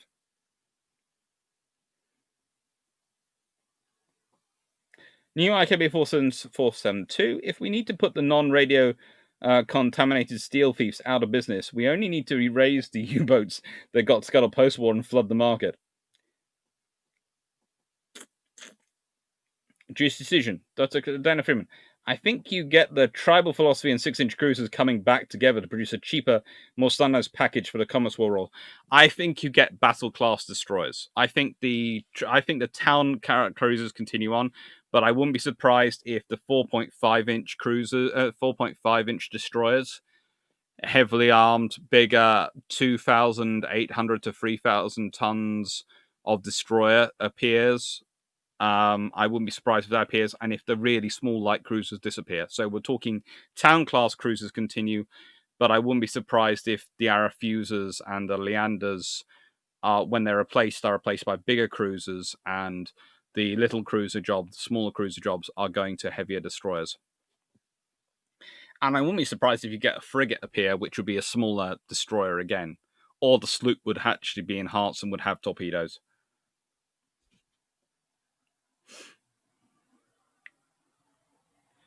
William Cox, Hitler's statecraft was bombast. Had he attempted rapprochement, things might have been very different. Not predicting, just looking at the picture and seeing pans among the clouds. Tempting. But I think, as I said, I think the issue would have been if Italy or Germany had tried to get involved, they'd have been told, this is Asia. You don't have any power or influence here. And that is the real problem. They don't, for them. Jeff Beeler, to me, the big thing is its effect on the Japanese army in China, Japanese government and Japanese navy in terms of face. Yeah. The problem is the Japanese army could probably claim it was defeated without ever having to fight a battle. The Japanese navy would have been smashed, so they would want to rebuild face. And the Japanese government would have had to negotiate something. That's an excellent question. I would need to see how advanced the designs builds are to see what can be changed, or if they are locked in and what will be generation after. Yeah. Calm. I'm going to enjoy a can of cider in those videos tonight. Enjoy. You will do. All right. General, Dr. Clark, building faster battleships would be difficult based on the engine plant requirements. To increase speed by 3 knots from 29 would need close to double the power. Yes, but I say faster, I mean faster than what was originally, to an extent, planned by about a knot or two. I'm thinking that they would probably, to get an extra knot, you'd have to build them slightly longer. Beam to length ratio and accept the issues that gives you in turning. But the advantage is it would give you more fuel storage space for longer range. So I think they would accept a knot or so advantage increase in speed, extra range for a slight decrease in maneuverability, especially after experience of fighting in the Pacific, where they have lots of space to maneuver around.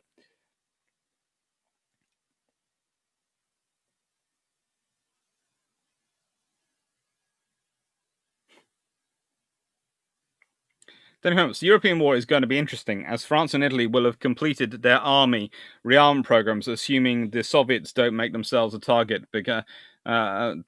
backing Mao too hard. Yeah.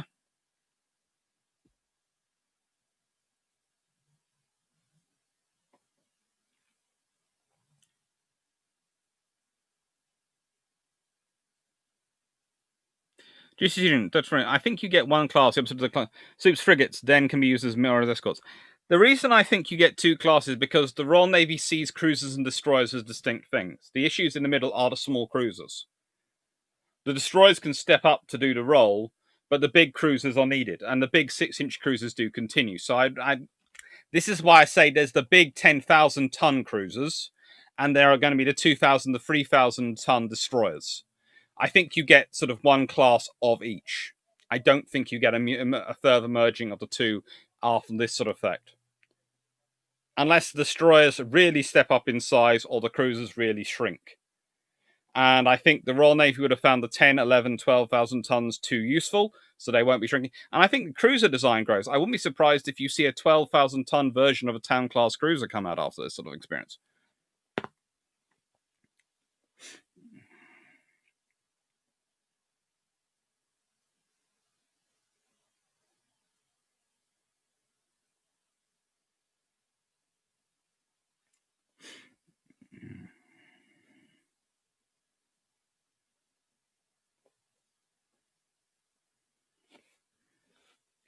Golden Eagle, 200 characters, far too few, discuss what I want discussed.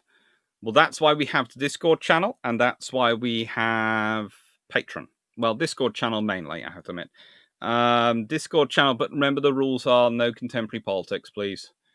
There are elections coming up in too many places in the world. I don't want to have to deal with the fights to get happen. Let's enjoy naval history and ignore the politics. It's far more fun. I think the issue for Japan is that the army being cut off from Japan's by blockade means their control over power is much reduced. But would they take orders from post-war government? I doubt it. The trouble is, would they get brought back to Japan if they brought their weapons with them? That's the thing. They might get de-armed. Dr. Clark, what would replace the town class post-war in this instance, and what would replace the counties? Honestly, the town class are at the beginning of their lives. They've only been launched in the beginning of the 1930s. After a few months of war, they're not going to be replaced. They're going to be around for another 20, 30 years, so that isn't going to happen. The counties, they're going through major refits a la London at the moment. The question is whether they continue those or whether they decide not to. And that's going to be all based on performance on how useful the 8-inch cruiser turns out to be in the war. If the 8-inch cruiser turns out to be not much more useful than the 6-inch cruiser, you might well find that they get replaced with a super-sized 6-inch cruiser, 14,000 tons armed with multiple 6-inch guns, sort of thing.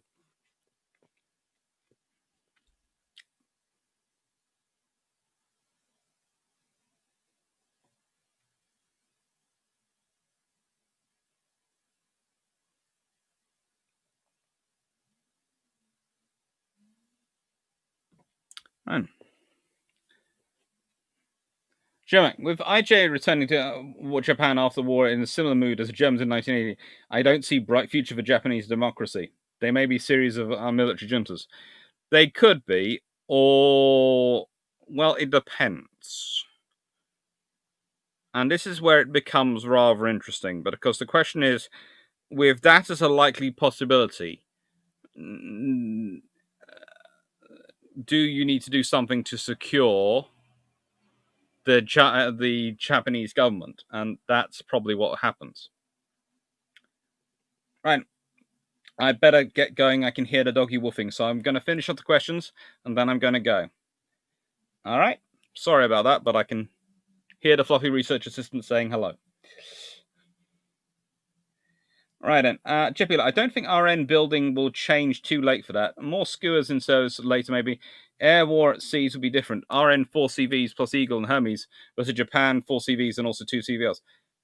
Japan doesn't have those in 1939. Japan has 2 CVs and 1 CVL in 1939. The rest all come in later. This is the point, Jeff. They're not really available. And especially if you have it combined with the whole thing of the Americans coming in. So you have the British 4 to 6 aircraft carriers. You have the Americans 3 coming in. You have a preponderance of power, and plus the Japanese lose one at the beginning of World War, beginning of this war. That's part of the casus belli formation that we've got in there.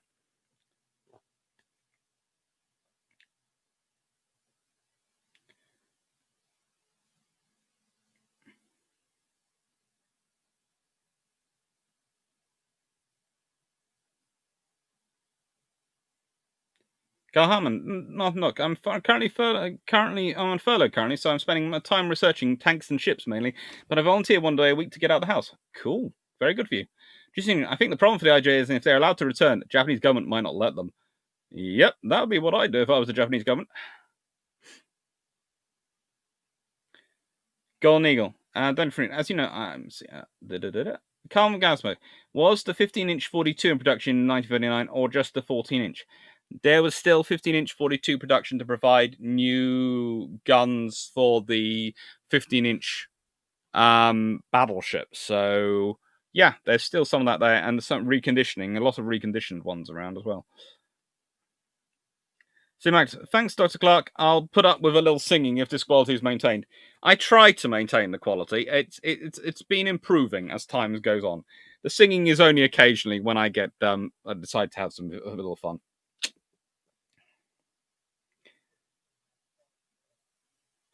Jennifer Wilcox, my point exactly. KGV class managed 29 knots on 110,000 tons and 110,000 ships horsepower. To push HMS Hood to 32 knots required 144,000 ship horsepower, and she was built as a battle cruiser. Yes, I have a feeling 30 knots though, and there is a reason for this. Okay, I think they go for 30 knots because I think they decide they're going to get rid of the battle cruisers after this, and they're going for faster battleships. And I think they go for the 30 knots because that's roughly what the Queen Elizabeth class are supposed to be capable of, and that's roughly what Britain considers acceptable to deal with if anyone else tries to build battle cruiser-ish vessels. So that extra knot is what matters. It sounds absurd, but actually that knot makes a difference. And the KGVs were supposed to replace the Rs, so that's why they were 29 knots. Take care, Paul. Thank you. Thank you, Carl. Thank you, Daniel. Thank you, Stafford. Thank you for another live engagement. Thank you. Will do, Daniel. Thank you.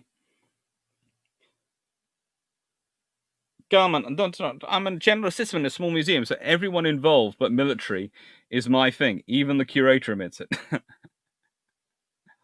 Oh, right.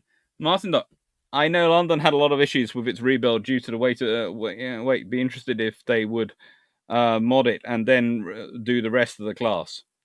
That is the interesting question, and what effects the war experience has on them.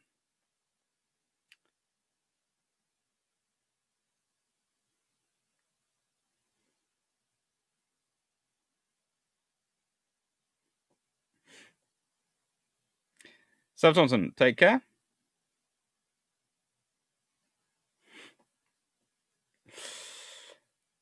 Right, take care, everyone. Thank you very much. And I said, let's see.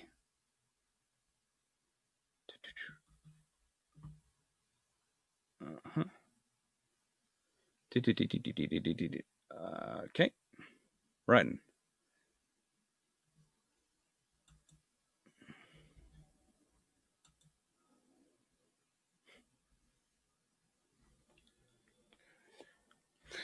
Right. Let's see. Ooh, it's going in 3 hours and 18 minutes. Has it? Goodness gracious me. I didn't realize it'd be going that long. Right. Take care, everyone. Thank you. Thank you, everyone. And hopefully see you on Thursday for Tech Seal. The war which shows why you shouldn't rely on allies because they may have different rules of engagement to you, but it's an interesting battle. So we're going to do Tech Seal. We're going to completely go the other way. We're going back to the Age of Sail for some Age of Sail fun because I am trying to make this as much of a mixed channel as possible so I can wander wherever I like. And I was having a really interesting conversation today about potentially some videos on admirals with one of my lovely flotilla leaders who's looking into it. And yeah, that could be a lot of fun and going to allow us to bring a whole load of eras together and look at how different admirals might have occurred and things. So thank you very much, everyone. Take care. And bye-bye. Thank you, Carl. Thank you, Daniel. Thank you, William. Thank you, Daniel. Thank you, everyone. Thank you, Greg. Thank you, Golden Eagle. Thank you, everyone.